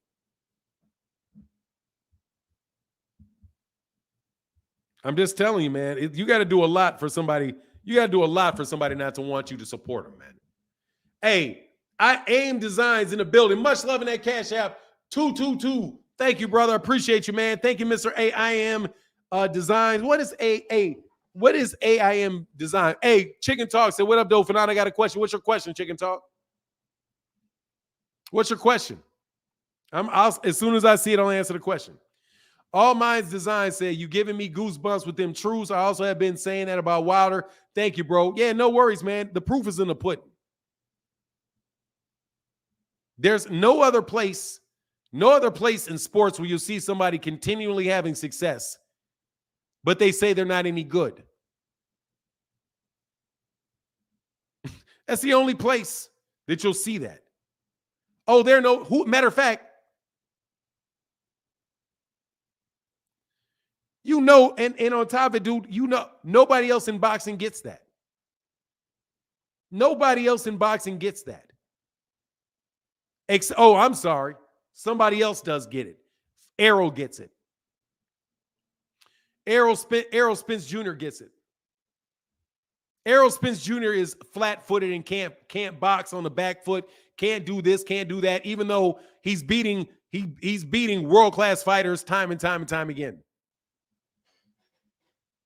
Can you explain your tweet about knowing MTO's position being a megastar? Oh, no worries.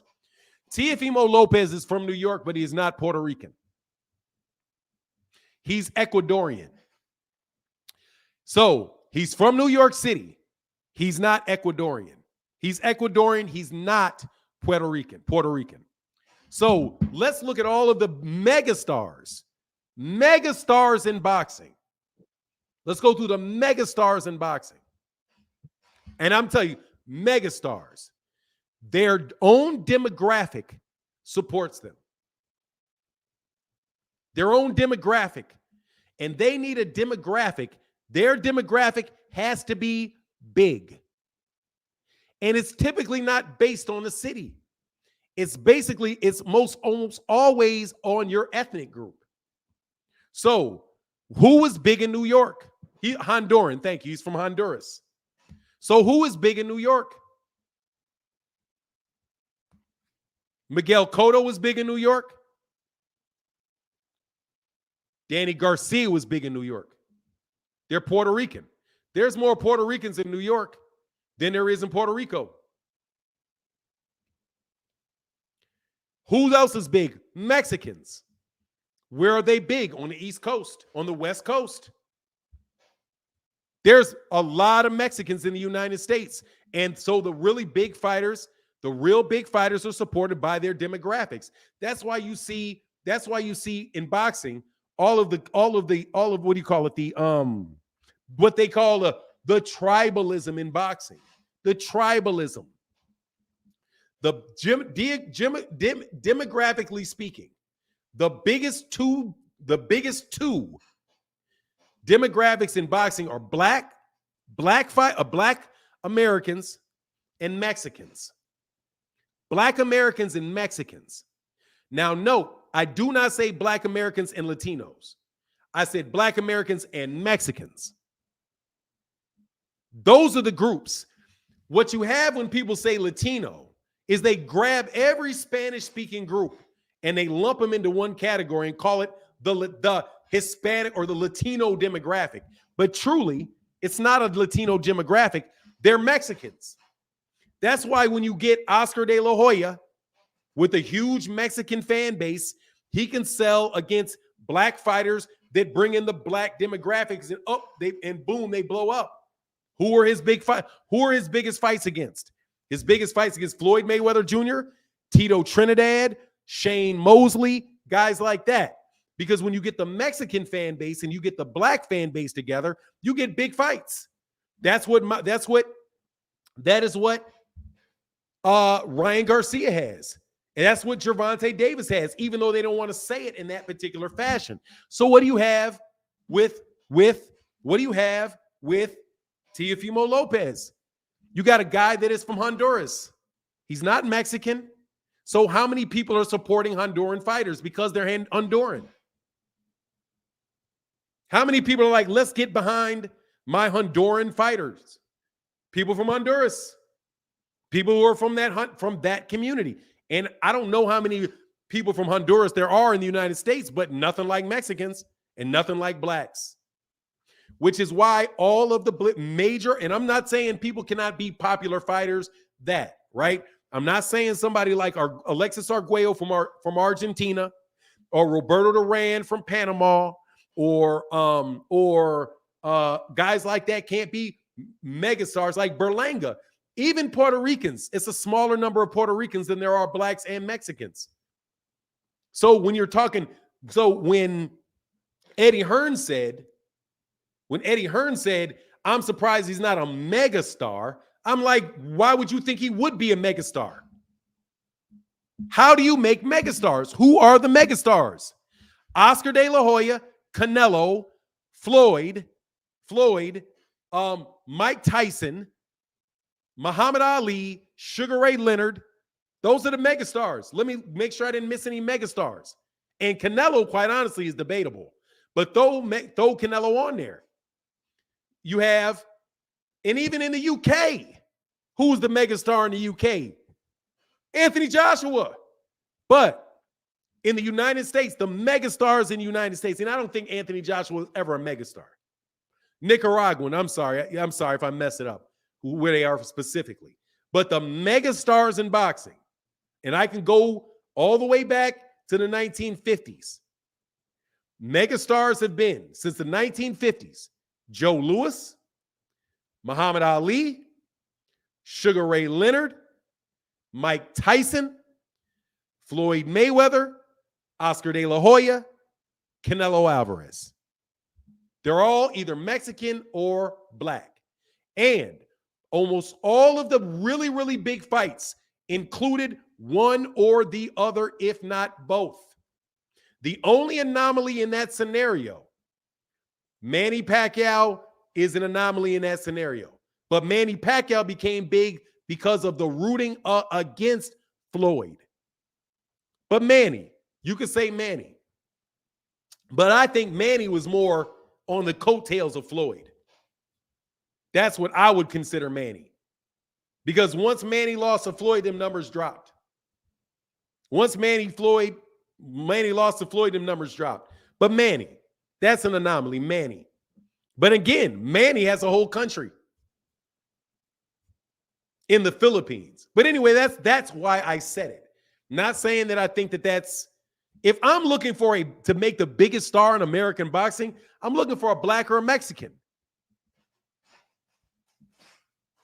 I'm looking for a black or a Mexican. I'm not looking for a Ukrainian. I don't care how good they are. You're not going to be a big star in the United States. There's not enough Ukrainians to support you. I'm not looking for one of them. I'm looking for a black American or I'm looking for a Mexican. If I'm making a megastar, a black American or a Mexican, and preferably a black American that's fighting a Mexican or a heavyweight. Or a heavyweight. Because heavyweight, there's something different about them heavyweights. But look at the heavyweights. Vladimir Klitschko never became a megastar. Okay, figured that, was going to reply, but you had started your show. Yeah. That's the reasoning behind that.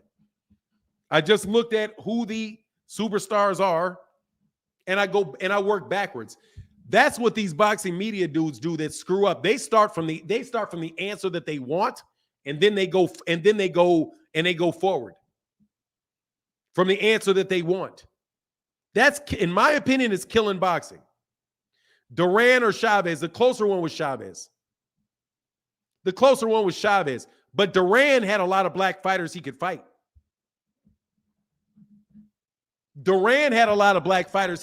So he was the bad guy against some black fighters. So that element was there. Roberto Duran's main competition were black American fighters. They were black American fighters. And that Mexican Puerto Rican thing, that's big too. And Tito had a big yeah, Duran was Panamanian. I got you, man. Let me please, you get my point. You get my point. That's why the PBC is beating these guys. It's easy to see. That's why I always put my money on the PBC. Like, man, you guys are tripping. They got all the fan bases.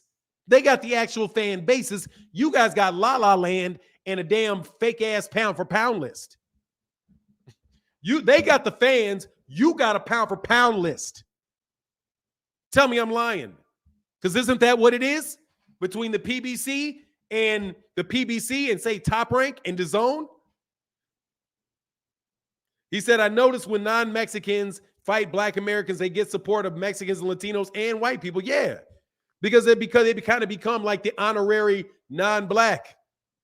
But at the end of the day, man, that's just what that's why I'm telling you, when Eddie Hearn said that, either Eddie Hearn's talking outside of his neck or you don't understand America. See, it's not about understanding boxing. It's about understanding America.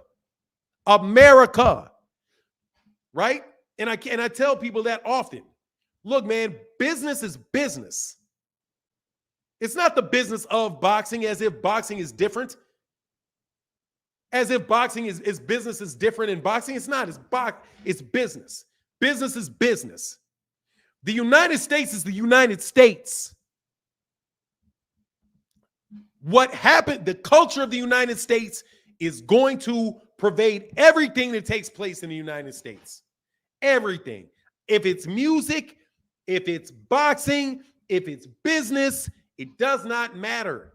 This is the United States of America, and let me tell you how it works around these parts. Black people are trendsetters. We are from here. We're from here. Y'all are not from here. We are from here. I don't care what school of immigration you choose. Whether we were here before, whether we got here on boats, whether it is a mixture of not, it don't matter. We've been here from the beginning. We are ground bedrock Americans. We are from here. And guess what? We have grown up here. We are in every single solitary community that there is in the United States. We are in every business. We are in every trade. We are in every profession. We are everywhere. There are no, in our relationship with white Americans, have that we listen to the same music. We were born in the same state, in the same hospital. We've gone to the same schools. We don't have the best relationship at all. However, we speak the same language. We eat the same food. We compete with each other constantly. And when you take off in the black community, and this is true for everybody, when you rise to the top of the black community in anything you do, you rise to the top of the country in anything you do. And I'm going to repeat it, and I try to explain to people this about HBCUs. When you rise to the top of a black organization or a black area of performance, you necessarily rise to the top of the country. Every black musician that became known as the best black musician, black people can no longer buy tickets to their concerts. Can they? Can they? We didn't land on the moon. I don't care about no landing on no moon nonsense. And the top does not mean one. The top does not mean one, the number one guy. Okay? It doesn't mean the number one. Anyway, you name me a black actor that became the most popular black actor that did not become one of the most popular actors in all of Hollywood. It happened with Denzel Washington. It happened with Will Smith. Hey, you name a black musician that once they were the number one black musician that they automatically you can't buy any tickets to their concerts. The best number one black basketball player in the country is the number one black in the world. Same with football, it don't matter. Don't matter. So, what you see is, you do not see when Bob Arum decides that he is going to start selling Ukrainians and Eastern Europeans, what happened to Showtime? What happened to HBO when he started doing that? Dude, everybody's looking at black folk. We're in the same community. It's just what it is. What happened? They went out of boxing business when they started doing that. Once they started listening to idiots that think, oh, all we got to do is get a Japanese guy out here. Dude, there ain't no black fighters at 115 hardly. So good luck selling it. Sammy, hey, my guy, Upper Echelon said, throwing my quarters. Nah, bro, you putting a quarter in the jar. I'll take your quarters, dog. Believe it. Don't throw them at me is the issue. Muslim Maid said he thought you didn't notice him. Clown world. You know what it is, dog. Look, man, I'm not that forgiving, bro. Mr. Smith in the building says Spence dog walks Crawford. Tim Spence dog walks Bud. Team Spence in the building. Much love with that $20 holler, brother. Yeah, they went out of business. But the reason that Top Rank survives is because they're on a budget. They're on a subsidy. Top Rank is on boxing welfare. That's how they're eating. They're on boxing welfare. They're on boxing welfare. They got a budget to make the fights that they want. So they can make the fights that they want. They don't have to care about what the numbers are. They don't care about being fights that people really want to see. Because ESPN is paying them out of their budget. And same thing with DAZN. You guys are having all those guys fight all those UK dudes. Don't nobody care about those fights. A million pay-per-views. The reason that there ain't a million pay-per-view fights happening all the time is now evident because you guys went on a budget and you guys started making fights that people didn't want to see. A lot of fights that people didn't want to see, and they lose interest. We have not had a year in boxing like this in a long time, where it's like, God dog, every single solitary weekend. There's a fight coming up every single solitary weekend that I actually want to see. Not any, oh, did you hear about the boogeyman? Janabek? Janabek is fighting Marturius Watts. Janabek is fighting Liam Eastman. Oh, yeah. Can't wait. No. Oh, God. What fight do I have to watch? Oh, jeez. Oh, God. Because there's no interest in it other than the punches being thrown. Oh, he has a really good storyline. It's the storyline. It's not the storyline. Okay? It's not the storyline. Hey, I caught him the other day. He said, I know who it is. Caught him the other day and said, I know who it is. Of course. Much love with that $5 holler, brother. You can't look. And I mean this, man. I'm telling y'all people this. Much love in that Cash App. Thank y'all so much for your support today. Thank you so much for your support today. So, anyway, so anybody wants to disagree with me, please come disagree with me on that. I did a video called Demographics for Dummies. I could do, they say it's crazy. What's crazy is Top Rank hasn't had a #1 fight in the U.S. since 2011. Pacquiao Marquez. And let me tell you who's in that fight. Marquez. Who are Manny Pacquiao's big fights against? Let me see. Floyd is black. Marquez is Mexican. Cotto's Puerto Rican. Morales 1 and 2, both Mexican. Who else? He had one against Ricky Hatton. Now, you can get a good gate out of Ricky Hatton if UK guys come over here and float over and buy them tickets. Oscar De La Hoya, but that's the recipe, man. It's not rocket science. But here's the thing. People won't say black in boxing anymore. It's banned. To say black fans is banned. It's not corporate friendly. It's not, I don't know if you want to, and why is that? Because of white people. Because you're afraid of what white people will say to you. Margarito, Shane, Oscar, it fits the bill, doesn't it? Fits the bill, doesn't it? Top of the morning, what's going on? Mr. Gallimore said, top of the morning, Brother Martin, and the chat. Yes, sir.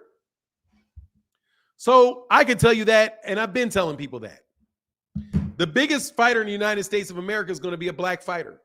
And until you get off the back of off of the black fighters and stop trying to act like they're not what they are, boxing's not going to do well.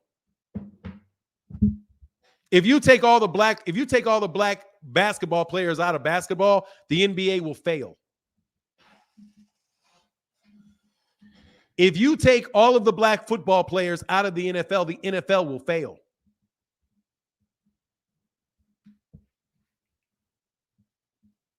Without a doubt. If you take all of the black football players out of the NFL will fail. If you take all the black basketball players out of the NBA, I don't care how many jump shots these guys can hit, it will fail. In the United States, it will fail. In hockey, what happened to baseball? You took most of the black Americans out of baseball, and guess what happened to baseball? It took a dip. It is now number 3. It used to be number 1 by a mile. It is not number 1 anymore because black folk don't pay for basketball, don't play to watch baseball by and large. And guess what else? We spend a lot of money, and there's a lot of us. We spend a lot of money, and there's a lot of us. Not, oh, you're only 15% of the pop. I don't care what you say with your fake ass census numbers. The black church is doing really, really, really well. Exactly. Best versus the best isn't what sells. Having an emotional reaction to the fighters is what sells. And on top of that, who do people think are the best? And then boxing spends a lot of time tricking people. They're tricking people into thinking these guys are so great because they keep mismatching them for television. That's what it looks like to me. But anyway, that's a long answer to an easy question. That to me is a hey, Muslim Maid say, you my guy, top 2 of this knowledge of boxing. Nah, dog, I am not. I am nowhere near top 2. Muslim Maid brother said, I'm top 2 in the knowledge of this boxing. No, I'm not. No, I am not. I am not top 2. I would be extremely happy if I made it into the top 100. No, I am not. I don't know anything about as much about boxing as Bob Arum does, or Don King, or it depends on what area you're talking about. You know what I mean? I don't like I'm telling you, man, I'm going to continue to say this, bro. I'm not in the business of exaggerating myself. I'm telling you things that are obvious. It takes no special talent to see this stuff.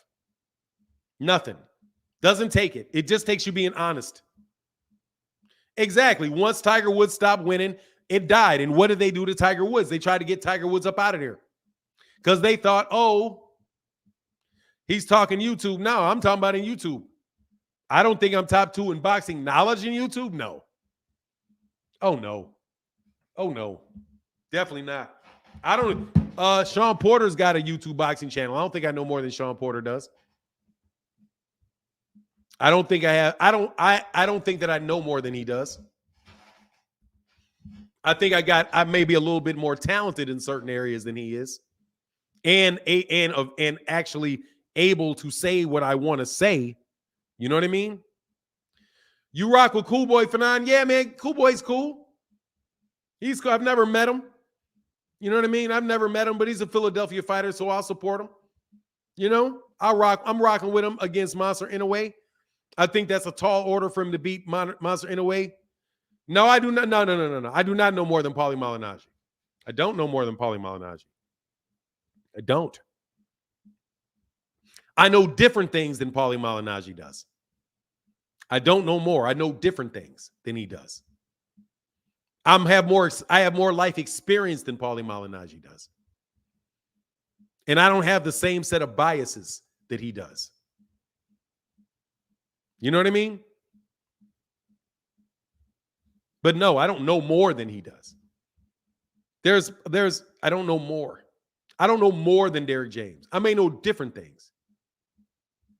You less racist than Paulie Malignaggi? Look, man, Paulie Malignaggi knows his boxing. Paulie Malignaggi is just, as far as I'm saying, I'm not discounting myself. I think I'm okay with myself. But look, man, never too high, never too low. I'm not gassing myself up like that. I'm going to tell you what, I will whoop y'all asses in a debate, though. Click the link. I'm not lying. I will get y'all in a debate. No doubt about it. Click the link. Certain people I will not debate, so we just will never know. Like I'm pretty sure that I can beat my son up still. However, guess what? We're never going to find out because I'm not putting a hand on him. I know I'm 100% sure I can beat my dad in a fight.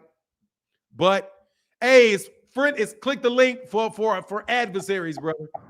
Adversary link time. But go ahead, man. I had a guy in the comment section that put a list.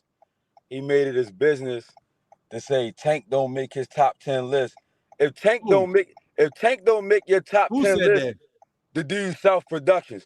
Bro, if Tank don't make your top 10 list and Inoue make your top 10 list, we know what time it is, bro. If Tank don't make your top 10 list, my dude, like, okay, it's your list at the end of the day. You got mad because I said we don't care about your list. Nobody We don't care about your list. He said, I don't give a fuck about what you think. I'm here for you. I told him hit the link. I'm on the platform. We don't care about your list, bro. You know what I'm saying? That's all I'm telling you. I'm not afraid to say it to you right here on the thing. I'm not one of these other people, bro. Like, but anyway, man, what's up for now, man? I come I'm here. all right, man. I'll come here and start trouble on your platform, man. Hey, don't worry, man. I feel you, man. Whoever the dude is, man, whatever, man.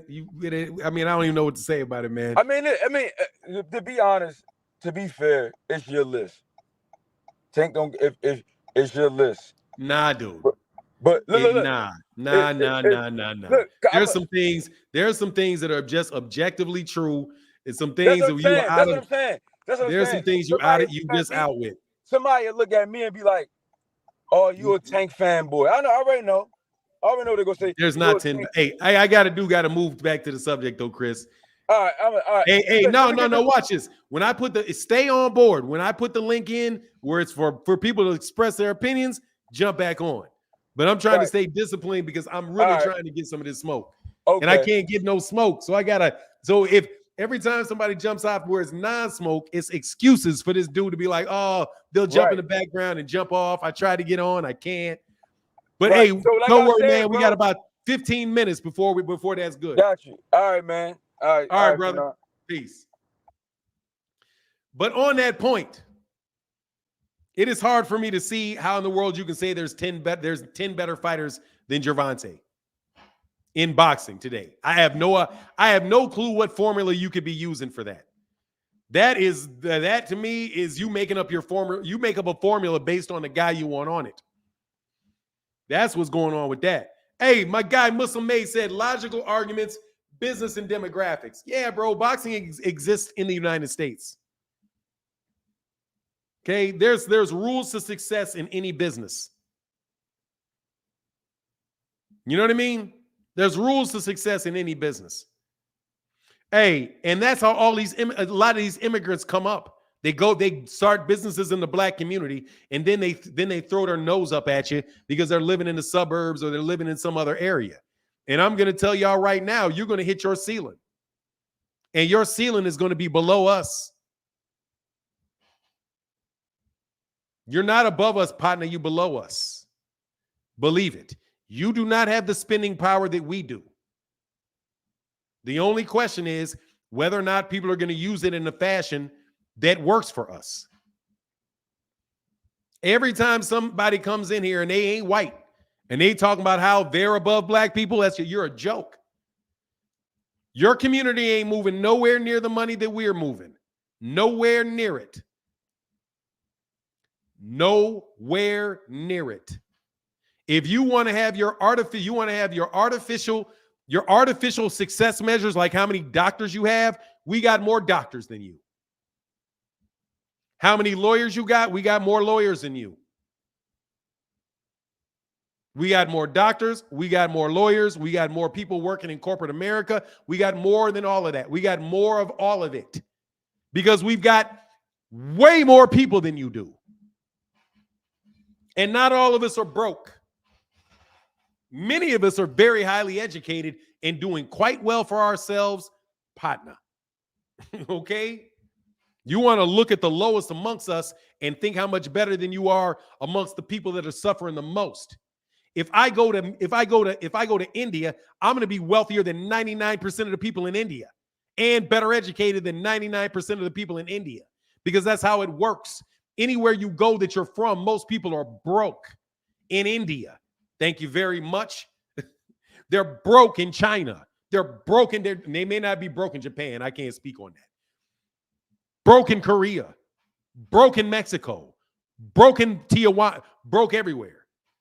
But you come here and act like because you and your crew are doing well, got you some nice houses, nice cars, you go to some nice schools that they tell you that are the best, that means somehow you pass some people up?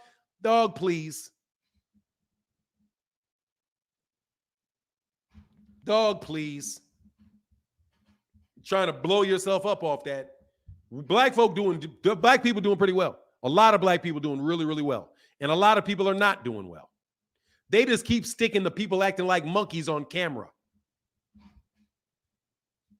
That's what it is. You see, everybody that's acting a fool gets put on camera. The ones that are not getting on, that are not acting a fool, almost never make the camera. Instagram ain't the real world, homie. Hey, using Bud as Deep Blue Sea. Samuel L. Jackson. Hey, I saw that meme. That shit was hilarious, bro. Hey, Muslim Made back there said, hey, I watched to be specific. Thank you, brother. Thank you. Oh, I appreciate it. The best that you watch. That works. Because I don't want to get in no pissing contest with guys, because guys get into these pissing contests. They'll get in pissing contests, but they're not going to get in debates. Hee.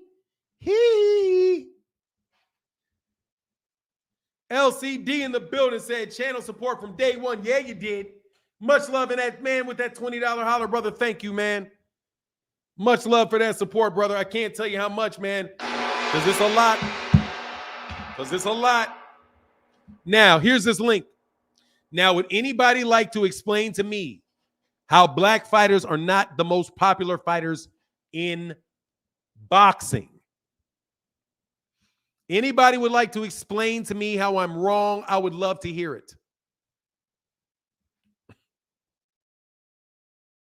I would love to hear it. I would love to hear it. We're the kings of entertainment. The kings of entertainment. The kings of it. Because that's all we were allowed to do. You bet you selling crack rock or you got a wicked jump shot. Substitute wicked jump shot from you can sing, or you can dance, or you can write, or you can crack a joke. Dun, da, da, da, da, da, da. It's the Stephen A. Smith Minstrel Show. That's our job in our society, is to entertain everyone.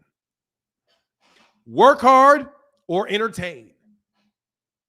Work hard or entertain. Not sit back and let your money grow. Not sit back and let everybody work for you.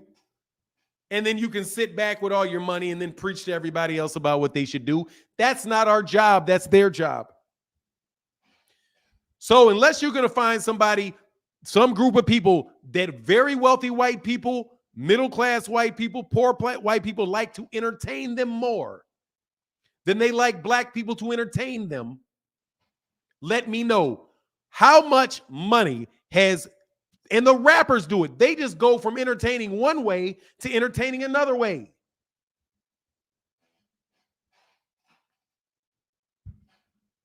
That's why you don't have black. If you stop hiding black fighters stop hiding them. Stop always trying to find out how you can get around with Monster Inouye. How you can get around that with Usyk, and even though Usyk ain't came here, I rocks with Usyk. Ukrainians, Lomachenkos, your Usyks, your Janibeks, your Golovkins.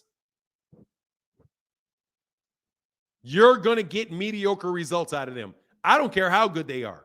Where is Tyson Fury? Where is Tyson Fury? He's over there fighting where people want to see him. In the UK. He's over there fighting where people want to see him in the UK. Ain't no, oh, look what he did. He sold all these tickets in America. Why he ain't come back? Besides him not being able to be let in, he wasn't coming back anyway. He wasn't coming back anyway. They don't, and by the way, how many UK fights do you ever see these guys putting on that do not have UK dudes in the main event? The UK knows that. How many times have you seen a fight be put on in the UK where the headliner, at least one of the headliners, was not from the UK? But you got people like Bob Arum out here working on a, you know why they got to do? Because they got to sell tickets. They got local yokel dudes who you ain't never heard of, but I ain't never heard of before, but everybody in their town showed up to see this heavyweight who's 6-0. He started boxing 3 years ago. This dude started boxing 3 years ago. The Yorkshire Bandit. Everybody cheering for him because he was able to sell them tickets. Why? Because those people know him. They're from the area. But you think you're going to throw Vasily Lomachenko in there with Richard Comey and you're going to make it pop? No, you're not. Anyway, I put all that out for anybody to argue with me. We can get back to Terence Crawford and Errol Spence, though. Hey, Mr. Williams, man, said, hey, they don't have a fishing pole big enough to catch us. Thank you, brother. But now that we're on this big fight, now let's see. 2 black fighters. Do you think it'll sell?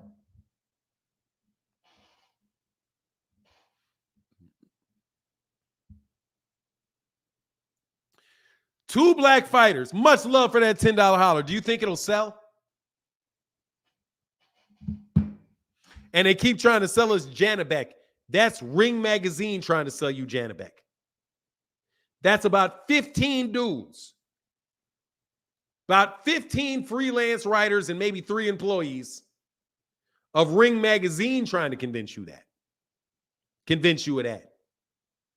That's the writing crew. That's ESPN's writers trying to convince you of that. That's the Boxing Writers Association of America trying to convince you of that. That's the public relations. That's the public relations or media. That's public relations. That's the PR firms of promoters that don't have the fighters trying to sell you that.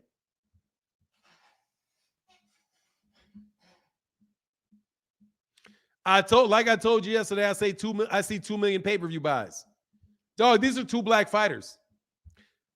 They're both from America. All kind of people know them. All kind of people know them, have seen them. When they hear their accent, they know where they're from. You got regional issues. You got regional battles.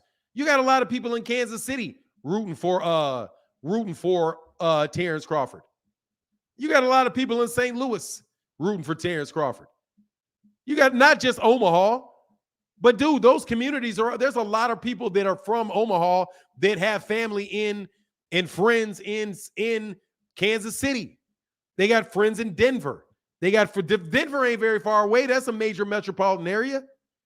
Kansas City, Missouri, Kansas City, Kansas. That's the Midwest. There's a lot of people in the Midwest. Terence Crawford got everybody in Texas. And Texas is huge. Texas is huge. The combination of all that smack talk, I'm going to get people from California to watch. People from New York to watch. You guys would be better off with black American fighters and let me tell you something, but they got to be the best. They got to be the best. Because black American fighters, we don't like you if you're not the best. We don't like you if you're not the best. Nah, dog, we like performances. You got to perform. You can't just win. You got to perform. You can't just be out there singing. Can't just be out there talking. You got to perform. You got to be spectacular. You got to look like something special. Devin Haney. Knockouts are important. When we're talking about this, knockouts are important.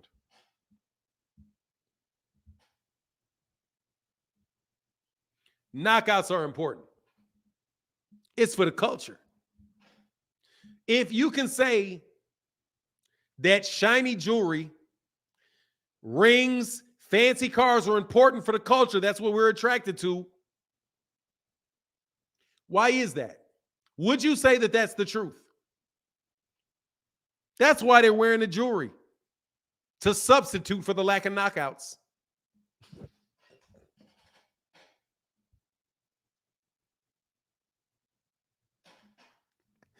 Devin Haney. That's why Devin doing all that stuff, to substitute for the lack of them knockouts. Somebody click the link, bro. Somebody said, I knew it was coming. Devin Haney. You know it was. It's the long debate. It's the long debate. Don't hate on the long debate. Don't hate on the long debate. Click the link. Put him in the dirt for the culture. Or a brutal beating. Sugar Ray Leonard. What was Sugar Ray Leonard doing? Bolo punches. Knocking him out. Bolo punches, knocking him out. Having a tough fight with Tommy Hearns. What's he do? Knock him out. What's Tommy Hearns doing? Knocking him out. What did Hagler was Hagler? Wasn't knocking him out as much. Little tougher time over there, but he got in there. He's part of the crew. Not the biggest one in the crew, but you know he's there. What's Roy Jones Jr. doing? Laying him out. What you about? Laying him out. What's he about? What's he doing? They laying him out. Mike Tyson laying him out. Ali calling the ring, calling the rounds, knocking him out. Calling the rounds, knocking him out.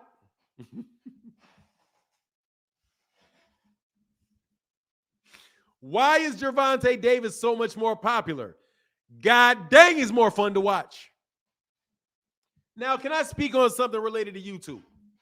Okay? Jamel Herring got into the middle of some business on some YouTube business. Shout out to both people involved. But I am going to put Jamel Herring on blast.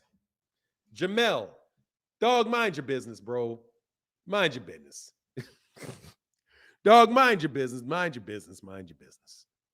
Because it's not going to work. Trust me, that's just oil on the fire. All right? That's oil on the fire. You're not doing anything to hurt that dude by thinking you're making a joke of him. He don't care. But let me tell you, Jamel Herring, I'm not mentioning the names of the channels. I'm not going to do it, but it's nobody you would think that I would usually be associated with in some real often type of fashion, right? Respect for both dudes. But one dude, Jamel Herring, said, I don't know why anybody would follow this guy. And I thought to myself, as soon as I heard that, dude, you should never start a YouTube channel if you don't know why. Man, if you don't know why, I listened to him 2 times. I knew why. I could tell you exactly why. Immediately tell you why. Immediately tell you why. Immediately I could tell you why. For the exact same reason nobody's ever going to listen to Dougie Fisher or Steve Kim or any of those Ring Magazine dudes. Never going to listen to them. Never going to listen to them. Because you're lying.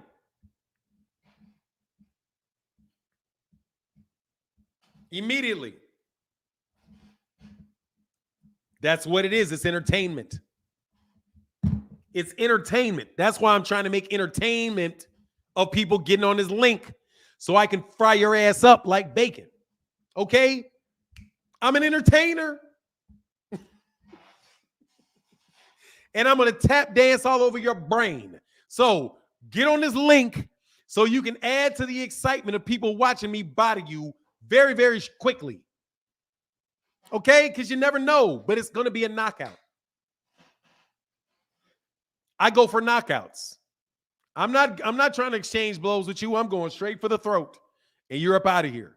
I promise you. 1, 2, 3, you're gone. If the ref counts 10 on you and you on your back, I'm not going to say, hey, let's run it back. No. See, watch this. If I was let me tell you what would have happened if I was Gervonta Davis. If I was a guy named Gervonta Let me tell you what I would have done when I knocked Devin Haney's ass silly. Give me my money. You took a break. Give me my money.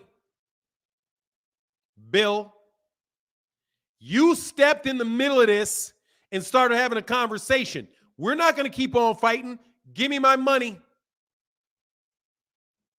Give me my money. You know you jumped in and broke it up because that boy was going to put him in the dirt. Give me my money right now. If you want him to continue, I'll continue after you pay me my money.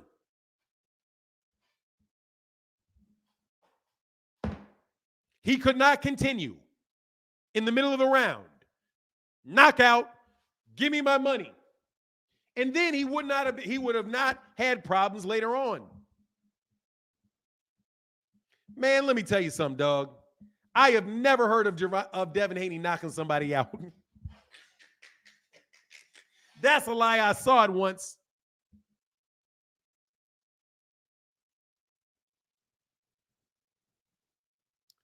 You are a stupid, stupid person.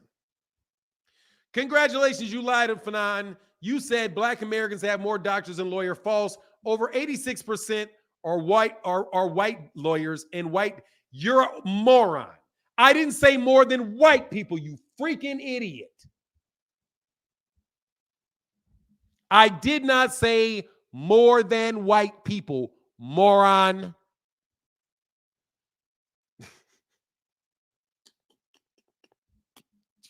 What an idiot.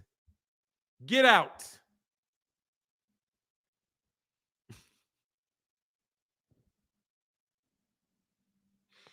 I did not say that we have more doctors and lawyers than white people do. I did not say that.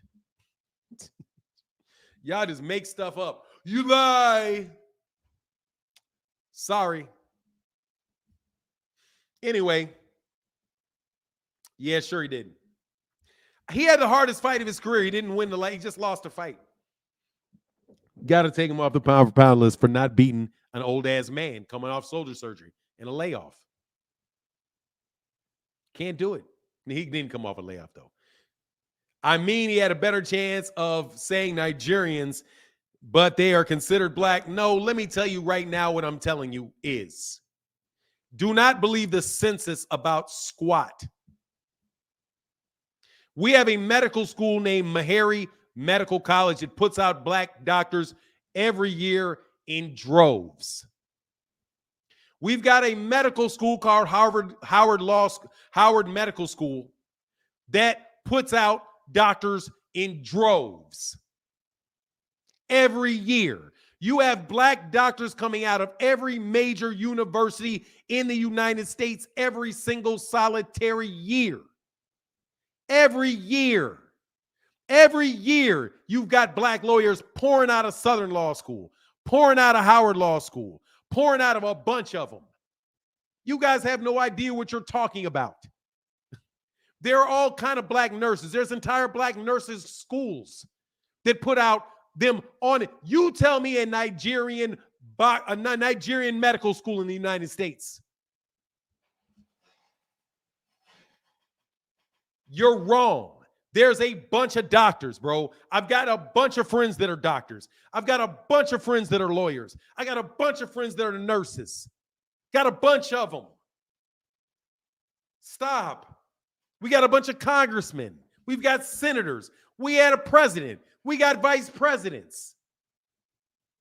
Stop acting like just because people don't put it out there that it's not there. You can go to any town in the country and find a black doctor if it's not buried somewhere. Stop. We got plenty of them. Not as many as we'd like, but guess what? That's not how society works. There's going to be a finite number of doctors, period. There's going to be a finite number of lawyers, period. There's going to be a finite number of nurses, period. We've got a grip of software engineers. Man, look, man, stop.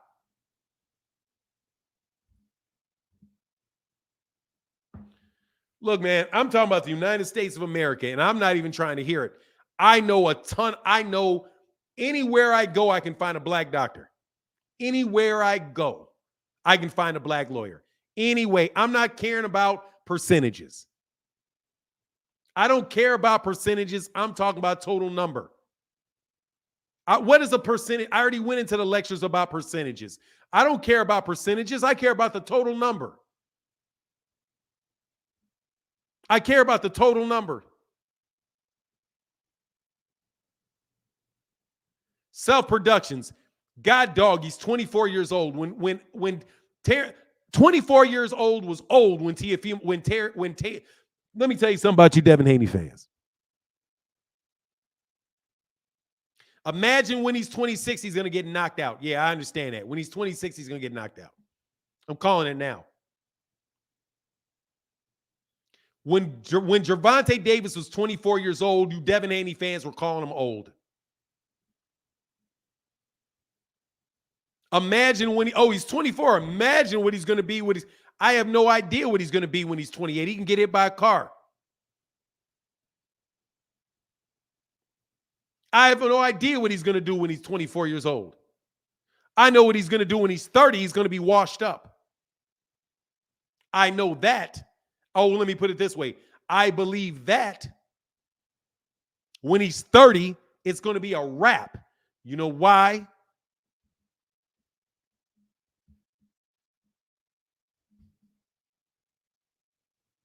When he's 28, he's going to be like 2 years away from retirement. Self-Productions. When you start professionally at 16 years old, when you are 30, you have now been a professional for 14 years. When you are 32, you have been a professional for half of your life. He already has 30 fights. That's 30 training camps. I don't know if his mental is going to be there that long. The prime example is anybody that started fighting at 16 years old, turned pro at 16 years old. The example is anybody that turned professional at 16 years old. How old was Floyd? 19? When was Floyd really done? Around what, 37?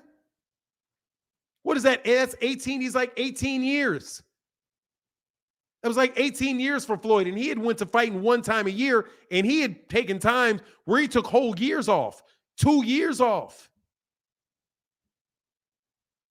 He took big, long breaks to get to 18 years. When did Bernard Hopkins start? He's 30. When did he start? When did he really stop? Around 42, 43, about 13, 14 years as a pro is when he slacked off. 13, 14 years as a pro. I don't know how many y'all don't understand this. You only have so much in your body. You only have so much in your body. You can only pour, he can adjust. You don't know, you cannot adjust. Man, please. Just sell somebody else on that how old you are stuff. Please sell me on that, on how old you are stuff. People are very, very intelligent and they burn out of school. There's a lot of straight A students in high school that wind up dropping out of college because they're just burnt out. They're like, look, I just can't study no more. I can't do this anymore. Why? Because I've been studying 5 hours a day, 6 hours a day besides school since I was 8 years old, and I just can't do it anymore. My mind is burned out. Where you have people that really start and focus on school later that really aren't as burned out and they got more energy for longer periods of time. Burnout is real. Anyway, click the link. But I want to get back on the real conversation, man. Y'all got me off this conversation, man, on this dumb stuff. Anyway, no more Devin Haney conversation, bro. No more commercials. No more commercials. Back to the topic, bro. Terence Crawford smarter than Errol Spence Jr. not based off of what Shawn Porter said. Not based off what Shawn Porter said. Do you ever feel burnt out creating content, Fanon? No. No. I get tired. But I'm going to tell you what I'm burnt out on. I had a lot of rest. I mean, I guess a little bit, yeah. I guess I had been a little bit. But not really. I never get tired of talking to y'all. The only thing that it'll affect me with is starting. That's it. Nah, I don't think so, but I know I can be, but I also do things to make sure that I don't get burnt out. Like I'm done at a certain time of night and I go to sleep at night. I make sure I get good long rests. And I've improved my diet, so it's helped a lot. You know what I mean? I've improved my diet, so it's helped a lot. But I make sure I go to sleep every night. And also what I've done to prevent burnout is, dude, if you leave me a funky comment, I'm blocking you right away. That helps a lot. Like not engaging with people that are just really, really negative. That really, I'm telling you, the bigger your channel gets, the less you need to really be around toxic people. They will drain your energy like you wouldn't believe. Like people like Ari, people like John Bowie, people like you guys that really do support the channel. You guys know, no joke, man. It's like super blessing, man. Like being on this suspension from YouTube, like with the monetization because of the reused content thing. Dude, it's really shown me, man, that there's a lot of people that really, truly appreciate the content. So like I wake up in the morning and thinking to myself, man, I can't wait to talk to y'all. That's why now I'm going like 4 hours, like 3 hours, 4 hours. Jason Wilson, what's going on, man? Yeah, this Self Productions. What's good, man? I clicked the link. Okay, this is all I'm saying. I'm listening. I'm listening to you, Fannin. I'm hearing you out, my brother.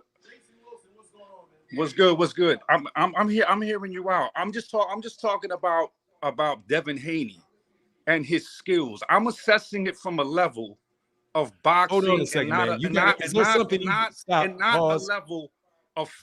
Hold on. Hold on. You're on mute. You're on mute. They cannot hear you. Okay, now can you hear me? No, but I'm telling you to stop talking. I'm asking you to stop talking. All right. What is your issue with something that I said? No. I have absolutely listen. The issue is this. Is absolutely nothing. All I was saying. Can you let me speak for a second, Fannin? Fannin, let me speak for a second, my man. Yo, my guy. This is what I was saying.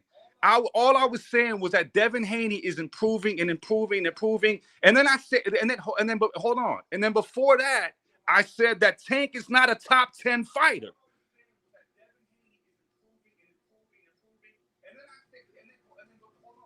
Okay. He's not a top 10 fighter. Who has he fought? The best fight the best fight that Tank has fought is Leo Santa motherfucking Cruz. Leo Santa Cruz or Barrios or Ryan Garcia. And then you want to tell me he's top 10 when Fulton has beat better people? So how the hell's Tank? I'm not saying Tank is not a good fighter, but I'm saying Tank is not no motherfucking, excuse my language. He's not no top 10. He's not. Who has he beaten to be a top 10? To be the best, you gotta fight the motherfucking best. And that's all I'm saying. Because this shit started when I said Tank ain't no top 10. Fulton's top 10. Bud is up there on the top 10. Spence is on the top 10. Tank ain't on no motherfucking top 10. Because this shit started when I said Tank ain't no top 10. Fulton's top 10.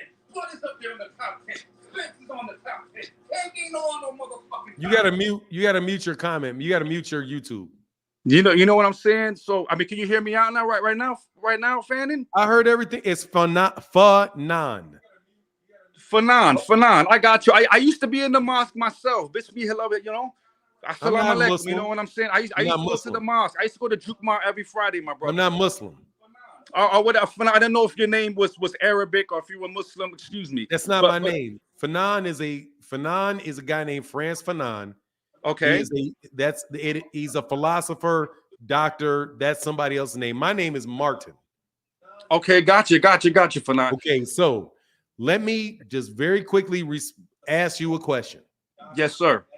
Name 10 fighters that have fought better, that are better fighters than Gervonta Davis. 10 of them. I'll tell you right now. What you mean, pound for pound, or you? You're the one that says he's not top 10. I wrote it down already on the list. Look, Usyk, Fulton, Bud, Spence, Anui, Charlo. Let's keep going down. Right, go down to 4 more. Charlo, Baval, Loma, Devin Haney. Okay, and that's about what, 9 right there. It's not. It is 9. Who's the okay? 10? Haney, and let's see who else. And Shakur. Okay, so those are the 10 guys that you Yeah, say are better than that's Gervonta. 10 right there that are better than Tank. Listen, listen to me. I am not saying that Tank Davis is not a complete fighter. He's not a good fighter. I just want to see Tank Davis fight better competition. Who the fuck has he fought? He's fought nobody, man. He's fought Leo Santa Cruz, all these flat-footed motherfucking fighters, but he hasn't fought people with head movement, people that actually know how to fucking, are slick. You feel me? With the exception of maybe Ryan Garcia, who's still flat-footed. That's his best win is Ryan Garcia. Okay.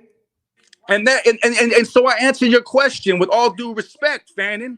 You know what I'm saying? All I'm saying is I want Tank Davis to step up and fight better competition. I am not saying that Tank Davis is not a good fighter. He's a very good fighter. He's actually a complete fighter. He can fight in the inside, the mid-range. He can fight from different angles. He has great timing, but I just want to see him step it up. Against who? I want to see him fight against someone like Haney. I want to see him fight against someone like Shakur. 140, 135. He's hopping around like a lead. He's leapfrogging from here to there. You know what I'm saying? So he could fight at 135. He could fight at 140. I hear what you're saying. I don't agree. You hear what I'm saying, Fanon? All I'm saying, my dude, Fanon, with all due respect, my brother, is that I just want to see Tank, who is a great fighter, just step it up. That's all I'm saying. Tank, fight someone like that's at least a top 5. Top 5. Ryan Garcia was not no top fucking 5. Who did Ryan Garcia beat? Dog, look, you got to give me a. You feel what I'm saying? He didn't beat nobody. Hey, hold on. But hold on, man. You gotta stop, bro. You throwing a million words at me. You gotta slow down, bro. You gotta slow down for a second, man. Oh, but that's the real though, man. I just want Tank, my man. Hey, look, I'm gonna let you go. You can go back into the comment section, brother, because you're a little too amped. You have the right to believe what you want to believe, that those are your 10 guys. Those are your 10 guys. Me, I don't see it that way because that's not how I judge pound for pound. Okay? For me, when I'm judging pound for pound, I judge at I look at the 4 scoring criteria of boxing, and I look and see how good they are in each of the 4 scoring criteria. Gervonta Davis has had plenty of good competition. Plenty of it. Leo Santa Cruz is a Hall of Famer. Mario Barrios is a top-notch 140-pound fighter. Isaac Cruz is one of the best guys, one of the top maybe 6 lightweights that there are. Okay? He's fought plenty of good competition, and he's shown skill and beat every one of those dudes. For me, it's obvious that he is a top 10 pound-for-pound fighter. He has better... Agree. I agree he did it in the... Bro, stop cutting me off, bro. I'll let you roll. So you have your idea of what that is. That's fine. And I do agree with when you say this, that just because you're not top 10 doesn't mean that you're not a really great fighter, because it's just 10. And being the top 10 of anything, number 11 is still very, very good. That's the take that I have on on Devin Haney because I do not have Devin Haney in my top 10 pound for pound. I don't have him in my top 10 per pound because he can't punch. He can't punch. If you go pound for pound, clean and effective punching and effective aggression are two scoring criteria in boxing that he doesn't have. He doesn't have clean and effective punching. He doesn't have effective aggression. He just doesn't punch well, and that's half the game. He's got good defense. He's got very good ring generalship. Sir, Also, sir, like I said, who has a better resume? do not ask me questions. I'm going to throw you out if you unblock yourself again. Because I'm going to get to your question before you ask them. Who has the better resume? Who's fought the better competition? Gervonta has. Devin Haney has fought two people. He has fought George Kambosos. He's fought George Kambosos, and he has fought Vasily Lomachenko. He lost to Vasily Lomachenko. He barely beat Lomachenko. So my mic is muted. It's gonna stay muted until you stop talking. Until I finish. Because you not. I'm gonna mute you every time, bro. Until I finish my because statement. You not talking. Every time that you cut me off, it's getting muted. Until you keep doing it, I'm gonna throw you out because I didn't cut you off. Devin Haney has fought two people. George Kambosos and Vasily Lomachenko. That is two. I'm not looking at the belts. I'm looking at the people that he fought. George Kambosos and Vasily Lomachenko. And I thought he lost to Vasily Lomachenko. Me. So you can look at who he fought, but one of the guys he fought beat him, in my opinion. You don't get credit for fighting somebody if you lose. And also, I don't have Vasily Lomachenko in my top 10 pound for pound. So how could I have a guy that he barely beat that's bigger than him? I don't. Vasily Lomachenko is not in my top 10 pound for pound. Because I can name, I'm not saying he's not a good fighter. I'm saying that I can name 10 fighters that I think are better than him. So if I get done talking, then you can talk. But he beat you. When you get done talking, when I get done talking, you can talk. You can put anybody that you want in your pound for pound list for whatever reason you want. I don't have Vasily Lomachenko in my pound for pound top 10. I don't. I've got Errol Spence. I've got Terence Crawford. I've got Jermell Charlo. I have people, I'm not even going to go through the rest of this. I've got other people you may disagree with. However, just like you have people in yours for the reason that you have them in there, I've got mine in mind for the reason that I have them in there. And it is not, and as far as who they fought, I can name Gervonta Davis has fought and beaten because we're in a pound for pound conversation. We're not in a lightweight conversation. He beat a reigning champion at 130, who then moved up and became a world champion at 135 in Jose Pedraza. He beat another reigning 130-pound champion in Hector Garcia, who he fought at 135. Both of those guys had fought at 100. So that's another world champion, reigning world champion that he beat. That's two reigning world champions that he beat. He also beat Isaac Cruz, who was a top-level fighter. He also beat Ryan Garcia, who was considered one of the four kings of the guys that they were saying, these guys all need to fight each other. Ryan, Tio, Tank, and Devin. The only person to beat one of those group of the kings is Gervonta, and he didn't do it, and it wasn't a close fight.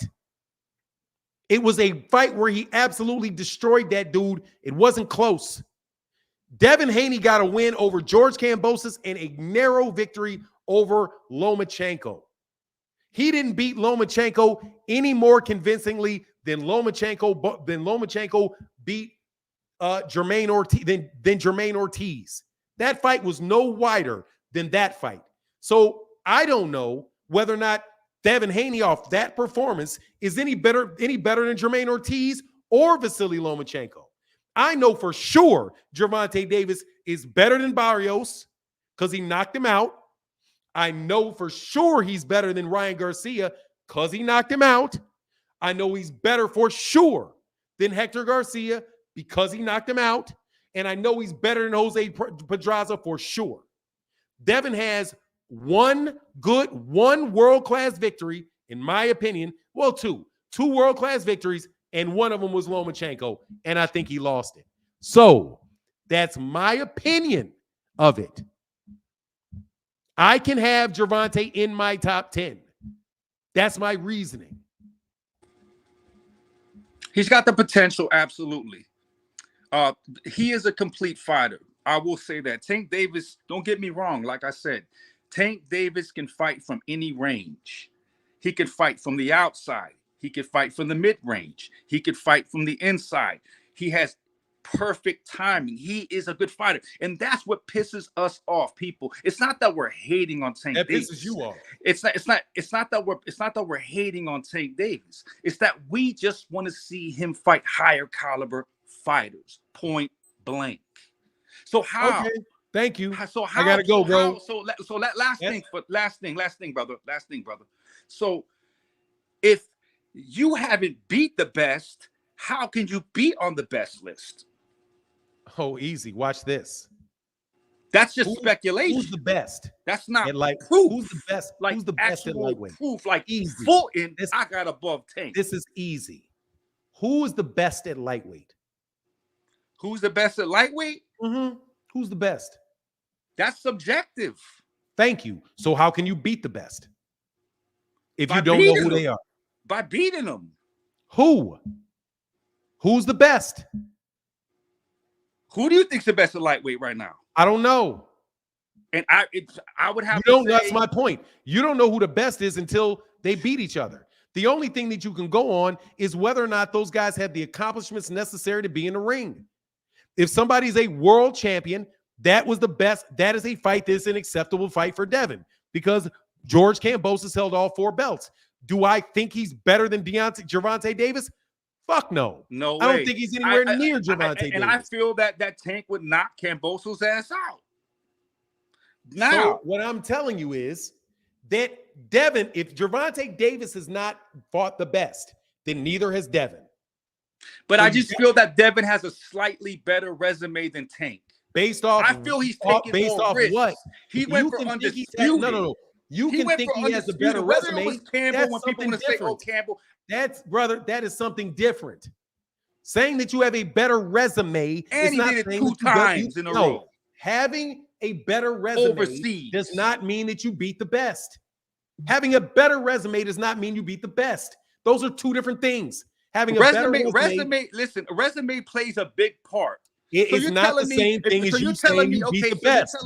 So you're telling me if I beat fighters that had resumes of 8-24 versus 24-1, and I've been beating them, that 8-24 person is that means you've not beaten the best. That means you have a better resume. That doesn't mean that Haney, people like Haney, because I look like I said, I'm a boxing. You got to pick one or the other. Do you want the better resume, or do you want him to beat the best? I like because there's only one best. I just want Tank Davis to step up and fight better competition, and that is it, my bro. That's all I'm saying. I don't hate Tank Davis. You're saying a lot, bro. I think Tank Davis is a great fighter. That's fine and dandy, bro. We don't have to talk There's about no doubt about it, but he needs to step the fuck up. Bro. Excuse my French. Who is the best? If you have there's people with better resumes right now coming up. Watch this. We got Shakur coming up. Who has a better resume? Errol Spence Jr. or Jaron Ennis? Of course, Errol Spence Jr. has a better resume. So there you go. Who's the best at middleweight? Who's the best at welterweight? Other than Terence, who's the best at welterweight? Other than Errol Spence and Jaron Ennis. I will admit Errol Spence. But no, I feel that Bud is going to win. You're not listening to the question. Yeah. I said besides Jaron Ennis and Errol Spence Jr., who is the best at welterweight? Besides Jaron Ennis and Errol who? Spence. Who's the best? And Errol Spence. Who's the best at welterweight? Yes. Has either one of them fought him? Not yet. That's my point. So one guy can have a better resume than the other, and neither one of them fought the best. Look, listen. I understand where you're coming from. So hey, I gotta go, bro. All right, man. I appreciate it. Anytime, Peace, bro. man. No All right, worries. one love. Peace. Peace. All right. Hey, much love in that Cash App. That was a good conversation, bro. I didn't mind that conversation. Mr. Gallimore said, just a little bit more support. Thank you, brother. Huge. Thank you, brother. Chris Trucker said, I'm in here rolling. I'm just saying, man. None of those guys beat the best at that weight division. None of them. Because the only person I know, only top two dudes to fight is Devin Haney that are currently a lightweight, are Devin Haney and Lomachenko. Lomachenko lost to Teofimo Lopez. So Lomachenko wasn't the best. And Devin Haney, and Teofimo Lopez lost to George Kambosos. So George Kambosos, so Teofimo Lopez was not the best. Devin Haney beat George Kambosos. That means he's not the best. None of them fought Shakur, and none of them fought Gervonta. We don't know who the best is. The statement is, hey, my guy Cal Coolidge said, somebody say monetization. Thank you, brother, for that support. But if you don't want to have Gervonta in the top 10, that's fine. That's your top 10. I don't have Devin in mind. And also, do you know who else I didn't have in mind? I didn't have Josh Taylor in that. I didn't put Josh Taylor in there. My decision not to put Josh Taylor in there looks real good right about now. I didn't have Josh Taylor in mind. Nobody raised the run. Everybody, you don't have Devin Haney in there. Josh declined. I'm telling you, I declined or not declined. I didn't have him in my top 10 pound for pound. He was undisputed. He was undefeated, and he had held all 4 belts. And guess what else he did? He beat better competition to get him than Devin did.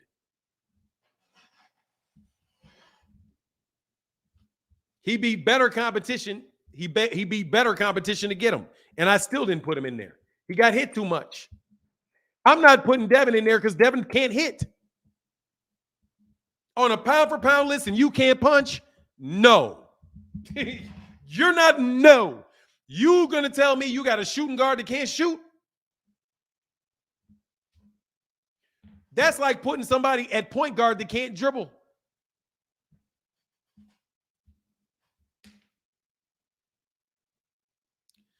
Do you have Canelo or Tyson? No, I don't, because one of them is steroids and the other one is a heavyweight. Yeah, Chris, go ahead, man. It's in the link. Go ahead, man. Yeah, for sure. Jamal said, hey, for not kicking my guy. Oh, no, man, no. He wasn't unreasonable. That's banter. Dude wasn't unreasonable. He wasn't unreasonable. He, a little overwhelming to talk to, but he's not unreasonable. Hey, hold on 1 second, Chris Trucker. Soda Black, what's up? Can't hear you, Soda Black. All right, I got it. Yeah, you're connected, bro. And I'm hearing double. I'm hearing double stuff coming back at me. What's going on, Chris Trucker?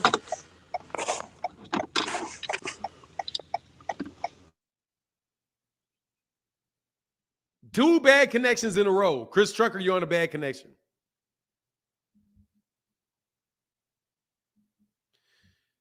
Usyk isn't a big puncher either. Usyk was, Mr. Boston Gerard.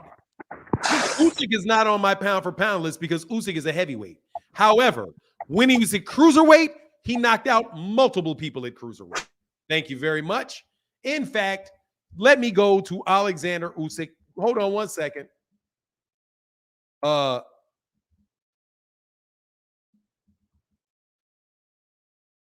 When Alexander Usyk was on my list when he wasn't a heavyweight, because I'm not putting heavyweights in there.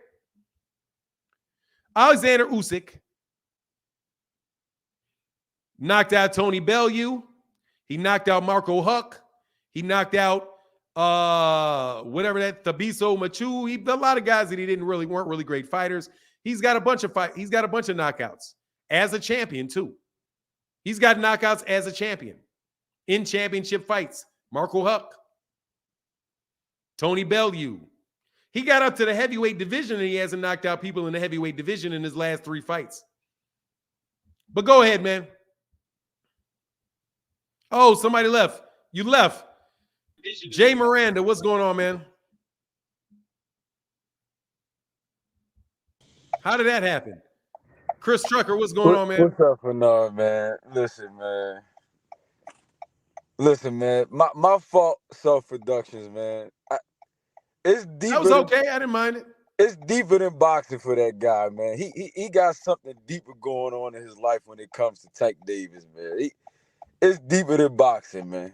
You know what I'm saying? Like, but anyway, I was just coming in here to say, man, it's funny, man. Like, it's so easy being a Tank fan because Tank actually, you know, he give the fans what they want. He go in there, he get guys out of there. You know, he getting KOs. He fight good competition. You know, it's easy, man. These other people, man, they gotta reach and pull all these types of reasons why they think this guy better than Tank. It's like, man, for example, with Haney, right? With Haney fans, right? Can you hear me, Fanon? You hear my? I can hear you perfectly well. This is the thing, man. It's like 1 minute a fighter trash, and then when Haney fight him, the fighter all of a sudden he become, you know, they give him credit for it. For example, he beat Loma. That's really, to me, that's one of Haney's best wins so far. Lomachenko, right? But remember, Lomachenko was washed up and old according to Devin Haney before he fought him. Am I right? Am I wrong, Fanon? Oh, they were gonna wash him. Didn't Haney tweet out that Loma was old and washed up or something like that? More importantly, his fans were saying, Devin Haney fans were saying Lomachenko had lost his last fight. Exactly.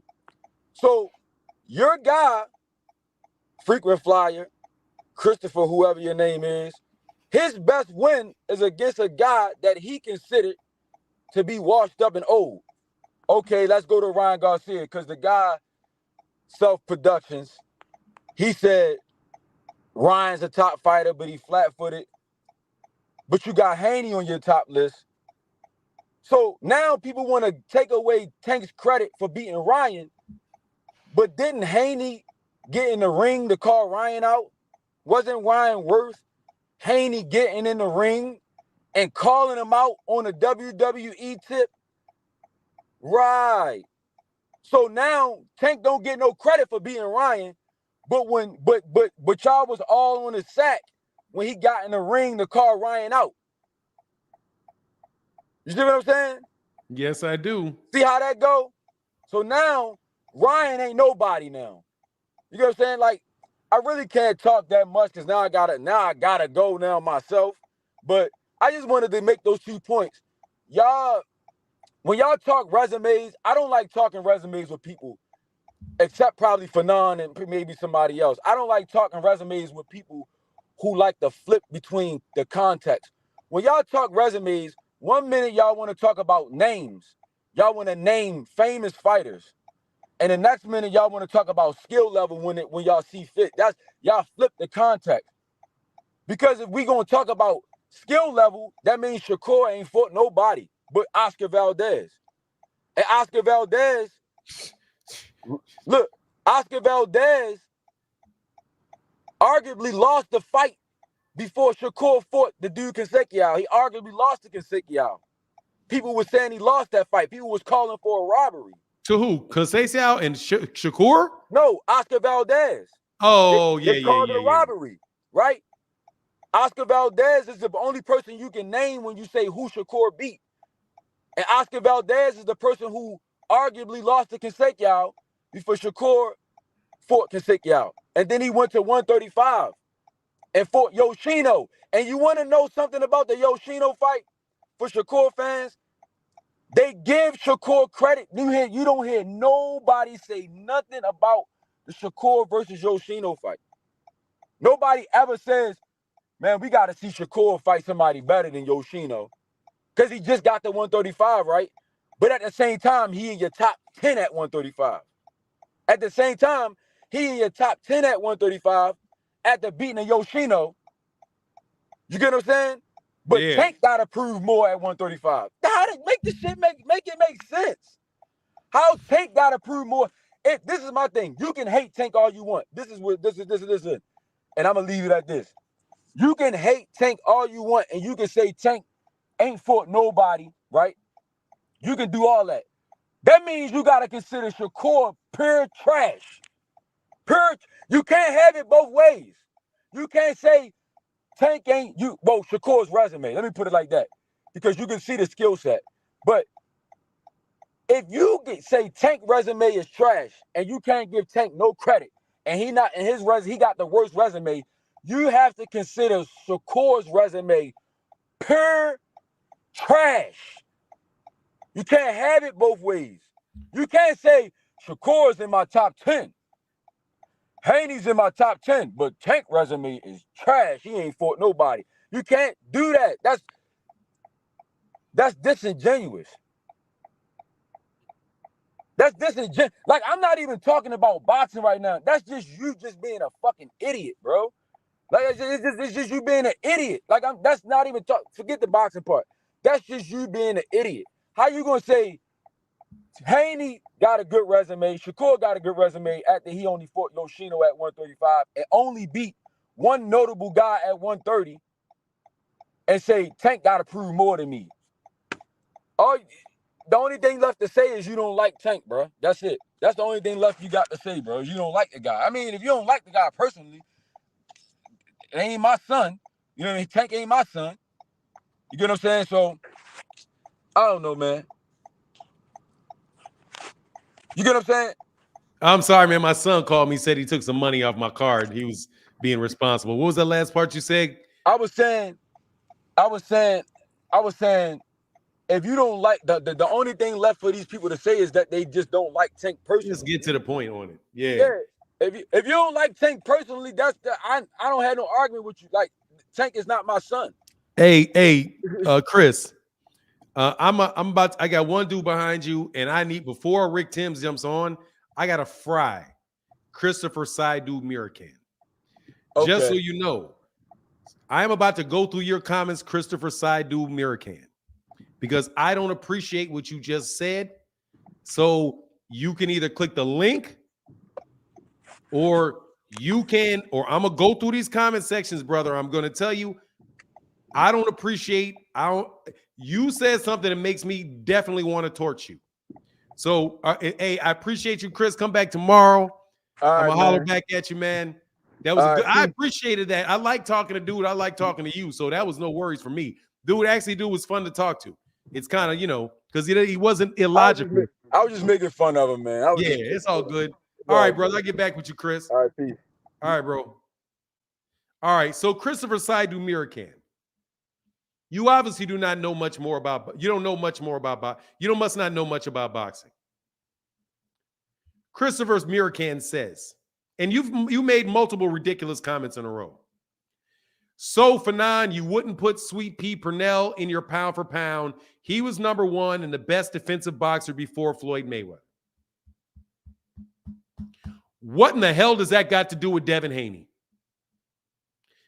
First of all, Devin Haney is not the number one defensive fighter, not by far. Number two, both Pernell Whitaker and Floyd Mayweather Jr. knock people out. But just because you talking out the side of your neck, let's go and see when he knocked somebody out. Pernell Whitaker against Derbailys Hurtado, TKO in the 11th round in 1997. That was right before he fought Oscar De La Hoya. He knocked somebody out when he held the WBC World Welterweight Championship. He fought Wilfredo Rivera before that. 2 fights before that, he had a knockout for the WBC World Welterweight Championship against Jake Rodriguez. Thank you very much. That was a knockout in 6 rounds. Let's back up again and go. Let's go back. Before that, he knocked out Ben Baez, who was not the best fighter in the world early in his career. He had a fight against Jerry Smith. We're not going to count these knockouts, right? because these are a little earlier in his career against guys that were not those were not necessarily the best fighters. TKO against Martin Gavlin. Now, while Pernell Whitaker was not the biggest puncher in the world, Pernell Whitaker had punching power and stopped people in championship fights, and he stopped people that he was supposed to stop. It's not that Devin Haney doesn't stop people. He doesn't stop people he's supposed to stop. Like Yurioka, what's the man's name? Yuriokas Gamboa and Jorge Linares. He hasn't knocked anybody out this decade, okay? I think his last knockout was in 2019. And he's already big for his weight class.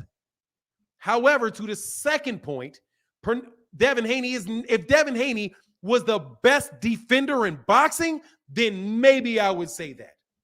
Maybe if he was as defensively as good as Pernell Whitaker, then maybe I would say that. Floyd Mayweather Jr. had a shitload of knockouts. He had knockouts at 147 against Virgil Ortiz. He had knockouts with Ricky Hatton. He had knockouts with Arturo Gatti. He had knockouts with Diego Corrales. He had a bunch of knockouts. A bunch of knockouts. He definitely can stop you in a fight. Definitely stop you in a fight. So if you would not mind not comparing Devin Haney to Pernell Whitaker and Floyd Mayweather Jr., I'd appreciate it. I didn't say not having a big punch is not the same thing as not being able to punch. Two different things. Gary Russell Jr. isn't knocking out everybody, but Gary Russell Jr. can punch. Lomachenko isn't knocking out everybody, but Lomachenko can punch. Thank you very much. Errol Spence ain't knocking out everybody, but he can punch. Now, what's the next one of yours? The youngest undisputed champion ever, while being stalled for 3 years, pulling straws. Stop lying. He is not the youngest undisputed champion ever. He's not that. Not that. If you would not mind making stuff, you would not mind refraining from making shit up or repeating things that people make up. He's not the youngest undisputed champion ever. He is the youngest undisputed. First of all, Teofimo Lopez was undisputed. But to go away from that argument, which you don't have a vote on, and Teofimo Lopez was younger than him, there's been Muhammad Ali was a younger undisputed champion than he was. Muhammad Ali was. Floyd Patterson was. There's undisputed champions, I do believe, that was as young as 17 years old. Stop repeating things that are not correct. Thank you very much. Honestly, y'all going hard against Haney. No. That means you're a troll, side dude. Y'all going hard against Haney made me respect Haney. Honestly, there's nothing honest about you. So go on to timeout. Go ahead and timeout. Flawed logic will get you thrown out, brother. Real quick, John Boy with the $25 holler in that Cash App, brother. Thank you, John Boy. That man is not the youngest undisputed ever. He's not. Thank you very much. And my guy, what's going on? D for the win said, for Chris dropping facts, GTD, face of boxing. I finally got the face of boxing part right. Much love in that Cash App. Thank you so much for your support. Rick Timms in the building. What's good? Hey, what's up, man? What's up with it? Man, I can't complain about a thing, man. What's good with you? Oh man, actually I'm in Third Ward this morning. Hey, you remember Fred Hampton, right? Yeah, Fred Hampton from Chicago. Yeah. I Well, mean, I don't remember him. He was dead early in my life, but yeah, the Chicago Black Panther, they got shot up by the Chicago police, got assassinated by the police. Yeah. Well, we had an equivalent to him pretty much. His name was Carl Hampton, man, and the police assassinated him maybe a year later here in Houston, right down here where I'm sitting, and I'm like, damn, that's crazy. Hey, check this out, man. We talking lightweight. My guy Andy Cruz finally gonna make his pro debut July 15th. In Detroit on the Alicia Baumgartner undercard, man. And mentioning Devin, his opponent. This what I want to talk to you about quickly. The guy he making his pro debut against, Juan Carlos Burgos, the guy that Keyshawn Davis. Yeah, I mean, look, dog. Now, Loma, Keyshawn Davis, Rabizi, Ramirez, yeah, even David Morrell, all these storied Olympians, you know, with glorified amateur careers. Loma, the only one that came in the door facing somebody with 20 or more fights. But Andy Cruz is facing this Juan Carlos guy that had 45 fights and over 300 rounds of experience. Now, we know Andy Cruz about to be 28. I think this August, in a couple months, he about to be 28. But what does that say about Andy Cruz for him to make his pro debut against a guy 35-7, 3 draws, and all 7 losses? He never was stopped, never got knocked down. He lost to Mikey Garcia. He lost to Devin Haney. He lost to Keyshawn Davis. None of them dropped him. What does that say about Andy Cruz coming in the door facing somebody with this type of experience compared to all them other guys? They come in 4-rounders against a lot more less experienced foes. Who's he signed to? They fighting on the zone, so he probably over there with Eddie Hearn.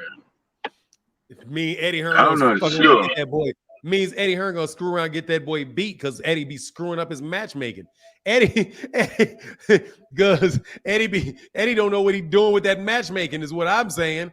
Let that man get his 4-round fight in there, man. Let him. Man, he coming in the door with it. A 10-rounder. His first. What is it gonna be? A 10-rounder. 10-rounder. His pro debut. Never been out of a third against him. I think to me it means Eddie Hearn is taking a big chance, and Eddie Hearn once again doing something stupid that other cats wouldn't do. Now look, the difference with Lomachenko is Lomachenko fought in the World Series, the World Boxing Super Series, or the World Series of Boxing. Guillermo Rigondeaux came out pretty quick. He was in the World Series of Boxing. He had been in fights without headgear. He had 6 or 7 fights, professional fights, that according to BoxRec aren't on his record, but he was. And it's that, you ever heard of that amateur series, the World Series of Boxing? No, I missed that. Yeah, you got to look it up. It was a big issue. It was a big issue because when Lomachenko was trying to fight for his, hey, Malcolm Allen, thank you, brother. He said, watching yesterday's live now, brother. Thank you, Malcolm Allen, for the huge $40 holler in that Cash App, brother. Thank you, man, for that support, bro. Thank you. Thank you. Thank you. Thank you. Thank you. I see you, Malcolm. Thank you for that support. Lomachenko actually had, like, you know how Alexander Usyk has already fought Joe Joyce? You remember that conversation? He fought in the World Series of Boxing. So he had no headgear on. He was fighting in championship-sized gloves, no shirt on, and they got paid for the fight. So Lomachenko really, before he fought, he really didn't have only 2 fights. He had 7 fights. before he stepped up and did that. Eddie Hearn about to throw that goal, and just like they did with Robeisy Ramirez. I don't think Robeisy Ramirez was in the World Series of Boxing either, and he fought somebody. He fought somebody in a longer one. What did he lose? The second fight or third fight? Robeisy Ramirez. His first fight. He lost his pro debut. His first fight. So I mean, to me, what it says is, like, I hope he wins. You putting him in there for 10 rounds, and he ain't never been in a 6-round fight, let alone a 10-round fight. Dude, it seems like Eddie Hearn just doing something stupid. That's what it seems to me. Because if it was me, I don't care how good he is. His ass being a 4-round fight, I'm gonna put him in there against somebody he can absolutely mop. Go ahead and mop him up. You fought 4 rounds now. Then in the next fight, move him to 6. In the next round, if he feel good, move him to 8. But he's not a professional fighter. He's an amateur fighter. You know what I mean? So to me, if he's jumping in there with somebody that's already done rounds with, and I suppose Devin didn't knock him out with Devin, right? No. Stop. Then you talking about somebody that is used to going the distance, that's used to being able to shift and get through that, man. I mean, you know, I don't know, man. This guy fought for the WBO super featherweight title against Mikey Garcia back in 2014. So he went 12 rounds with Mikey. He went 10 rounds with Dev. And this last December, he just went 8 rounds with Keyshawn Davis. And 6 of his 7 losses against undefeated fighters.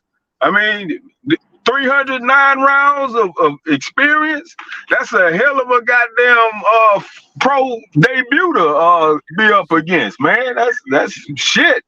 You remember when you saw what Eddie Hearn did with Anthony Joshua's career? It was all fine and dandy till he got to that 22nd fight. You know what I mean? It was all sun and day. All of a sudden, he get in there with Usyk, and all of a sudden, man, he ain't Mr. Look good against that old dude. Look good against some other cats. You see what happened? He out there in a now he a rebuilding process. Now he's in a rebuilding process because he didn't go through the steps of developing him, man. You gotta. I think it would be more safe to develop that fighter. You know what I mean? Just develop him. Develop him like you're developing. He may not take as much because he's 28 years old. He ain't got a lot of time, but he's got to 29. You know what I'm saying? Yeah. But that's it for me. That's all I got on that. Yeah, me too, man. That's it. All right, bro. It's fun not talking about Terence with you. Oh, hey, you know what? Hey, hell, Bud, Errol, hell, they didn't come in the door fighting 10 rounders either. Hell so no. Shit. No, hey, man.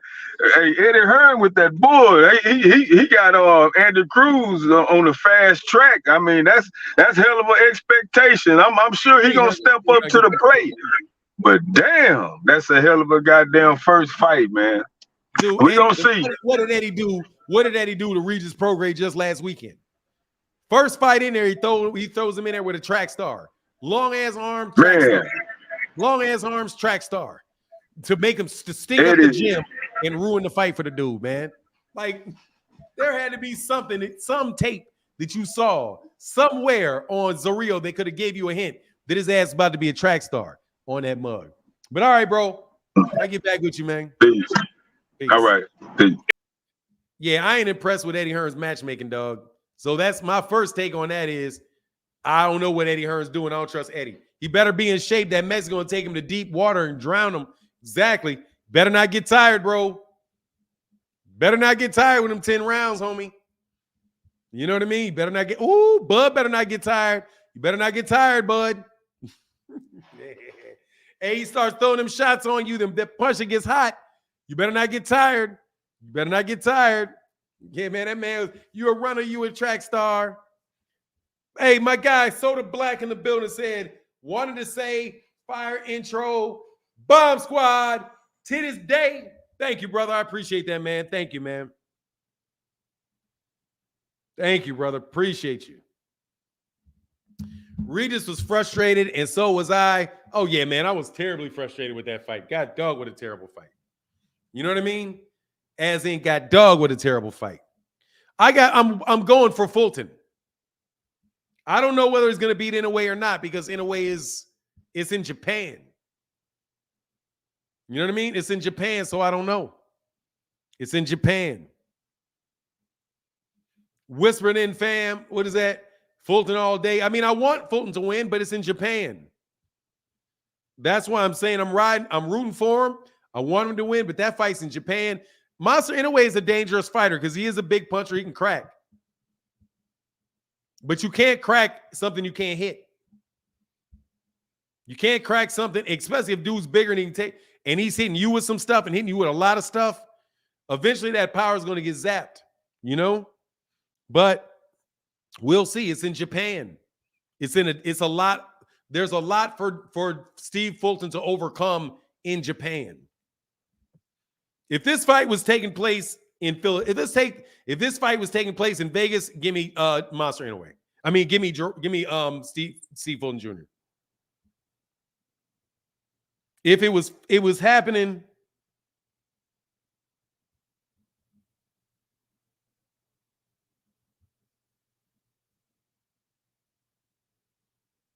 That was dope.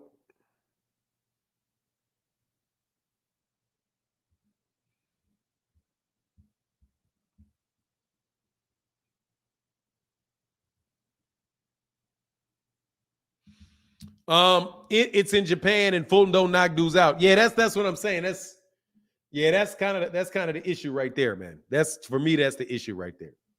Anyway, we got one more link. Upper echelon, bro. You ain't been on today, man. What's up? You usually I ain't heard Kamal Oz or him on here, man. MJP said, Fanon, greatest channel in the land. Thank you, brother. Nah, don't say that because then somebody's gonna say that I'm biting off somebody. I'm not the greatest channel in the land. I'm not the greatest brand in the land. I don't want to bite nobody's style, get them mad at me. So don't put that on me, dog. You know what I mean? Don't put that on me. That's how dudes get, that's how all kind of YouTube drama starts. Hey, my guy, Soda Black said everything boxing and Fanon got best music. Thank you, brother. I appreciate you, man. Thank you.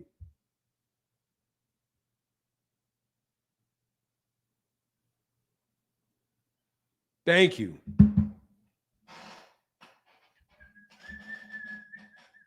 Hold on 1 second.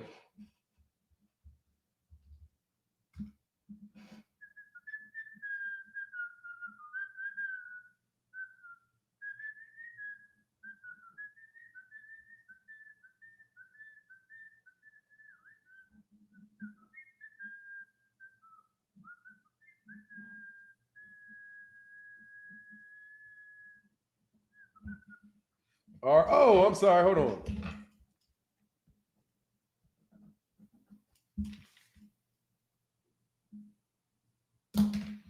Thanks, man. I appreciate you. But look, man, I'm gonna bounce up out of here. Unless somebody else want to jump on, man. I'm gonna bounce out. I'm gonna bounce up out of here at 3.5. Always a lot of fun, man. Fulton also has 3 majority decisions on. I got Inoue. Look, man. Hey, I'm not gonna root against Fulton, man. I want Fulton to win. Shout out to Philly. I want Fulton to win. Shout out to Philly. I ain't got no deep connection to Stephen Fulton Jr. None of that. I say, yo, hey, Fanon, that new beat is fire. Hey, thanks, man. I appreciate that, man. Appreciate you, man. Appreciate you. Yeah, we switching it up. We had to switch up. We switched up the platform a couple times. But anyway, I'm going to get out of here if somebody don't click this link quickly. And I'm telling you who it is. It is you. Christopher Saidu Miracan suiting out there talking about my logic. Philly in the building. Yeah, man, I rocks with Philly and everything. I rocks with Philly and everything. Because my family's from Philadelphia. So I rock with Philadelphia in all things. Except for, obviously, I was not rooting for Danny Garcia over Errol. But I'm going to ride with Gervonta over anybody. Definitely not going to fight Errol at 147. So when all this other stuff is over with, Gervonta Ennis at 147 about to smoke these boys. I don't see that. I don't see what Inoue has done to be the favorite over Cool Boy. He's fighting in Japan. And they dirty out there, dog. They dirty out there. You go overseas, he's not gonna get the benefit of the doubt for anything, man. He said, Ace, he said, I get a mic soon. No worries. I don't lose. Oh, you definitely gonna lose, and you got a mic. Brother, you got a phone, you got a mic. There's a mic on every phone. There's a mic on every phone. All you got to do is don't use the camera. Click the link on your phone, and I will hear you. Don't say you ain't got no mic. You got a mic. You got a mic. It's on your phone. All you got to do is hide your picture. That's it. You hide your picture, you're good. Hey, Shalom. They said I've been in pain all morning since last night. I'm sorry, brother. All right, bro. Hey, man, get better, man. Upper echelon in the building. Upper echelon in the building. You got a mic. You got a mic. But I'll let you slide, dog. I'll let you slide. Side dude, mirror can. But anyway, so I'm going to get out of here. Much love to everybody in the chat. Everybody in the super chat. You know we're going to be back tomorrow. Thank y'all for your support. It's Cash App Friday tomorrow. Even though it was Cash App Thursday. I don't watch from my phone. I have in the background while freelancing. Regard. You don't have to watch from your phone. You can watch from this. Pick up your phone. Click the link. And talk just like this. Do you talk on your phone? Do you talk on your phone? If you're going to get a camera, you're going to have to use it. You're going to have to be on your computer. So what's the difference? Just call me up like a phone call. But you just click the link. Don't act like you can't do it, dog. I'll help you through the problem. Trust you me, I will help you figure it out. If you need assistance in technical issues, I've already worked it out. You take your phone and you can talk to me like a regular phone call. All you got to do is click the link. You can be like, da da da da da da da da da. Do you have the ability to call? Do you have the ability to call your mother or anybody else like that on the phone? SO504 said, where's the link? The link, I got to get off though. Shout out to SO504. Shout out to New Jersey. Shout out to New Orleans by way of New Jersey, or New Jersey by way of New Orleans, however that works. What's going on, brother? But I do got to get out of here, man. Much love to everybody in the chat, everybody in the super chat. And with that, I'm out. Deuces. Don't figure it out, side dude, mirror can. And you do lose. You will lose. That one you already lost. Fanon boost. Oh, that's messed up. I'm not gonna say that. Hey, what's going, man? I was about to jump off. What's going on? SO 405. What's good with you, sir? Look. Fanon, you always said it. It's just so 504. I'm so 504. Is in my bloodline. I can't help it. Yes, sir. But yeah, so I don't want to keep it. As you can see, I'm at work. But I just wanted to say I finally made a decision after a long. I know every we talk, I always be on the fence about Bud and Errol. I'm going EJ, and there's a reason why. And I know all the Bud fans. I'm a Bud fan too, but they gonna get mad when I say this. But I noticed something in this last fight, and I think Derrick James caught it. Bud reflexes is slowing down. People about that. I know about what you talking about. How's his reflexes? Derrick James kept saying it, and I didn't know why he was saying it. He kept on saying how a person. He said skills. He was talking about the skills, and he was like people that rely on their reflexes instead of their skills. You know what I'm saying? Diminishing. I was like, Bud, skills not diminishing. What is he talking about? I went back and I watched the Venetian fight, right? And it's something that's very minor that people probably overlook because Bud was pretty impressive, kind of sort of in that fight. But every time that Venetian switched his stance, he was predominantly fighting orthodox, but he would throw a punch, and as he would throw a punch, he would fall into his southpaw stance. When he was staying in that stance for now, he would land clean punches on Bud. If you go and watch that fight and watch it with the clean eyes, watch that fight You froze. watch that fight every. Hey, back up a Oh, little bit. You froze. okay, Hey, okay, real okay. quick before I forget, because I don't want to forget. Hey, Mr. Collins in the building said just to support. Oh yeah, I got big fish. Thank you, brother. Much love in that Cash App. Thank you for your support, Mr. Collins. Thank you, sir. That's for nine. That's me. That's me. Oh, that's you. Oh, my bad. Yeah. Thank you, man. Appreciate you. Okay, I didn't want to forget you. Look. Oh, there you See? go. Okay, I got you now. All right. Yeah. So 504. That's what's up. Yeah. So for nine, do me a solid. Next time you come on, go look at what I was telling you. I don't know if you saw that, but watch that Evan fight. I see. He did two things that first off, he kept falling into the southpaw stance when he was landing and he was coming behind a high guard. Now what he wasn't doing was extending his jab. So by him not extending his jab, Bud was timing him and catching him. Problem is Errol has a nice strong jab and he comes behind a high guard from a permanent southpaw position. If Bud goes southpaw against Errol, it's gonna be bad. His best bet is to stay orthodox and try the time outside of Errol's jab. Like almost like he did Kell Brook, except he did it with Kell Brook from a southpaw stance. He would have to do it for Errol Brook. From Errol Brooks, he would have to be in an orthodox stance to throw over his jab. Like Kell If Brook he, did against Errol. no. Remember No, when I he know not. what you meant. You mean Terence Crawford did it to Kell Brook also, right? But from the orthodox stance. But what I'm saying is Kell Brook did that to Errol from the orthodox stance himself. Right. So if he can do that, if he could take away Errol's jab, he has a chance. If he can't, it's gonna be a long night for him, bro. And by the way, I do got Fulton. I think it's gonna be a hard fight against Inoue. I think Inoue is gonna press him. Keep in mind, people, that's on the Tuesday. Don't forget, so y'all can support our brother. But if he gonna have to tie Inoue out, if he can't tie Inoue out, bro, and make him miss and land clean shots, I think Inoue could beat him. But Fulton gonna have to he's gonna have to move and frustrate Inoue.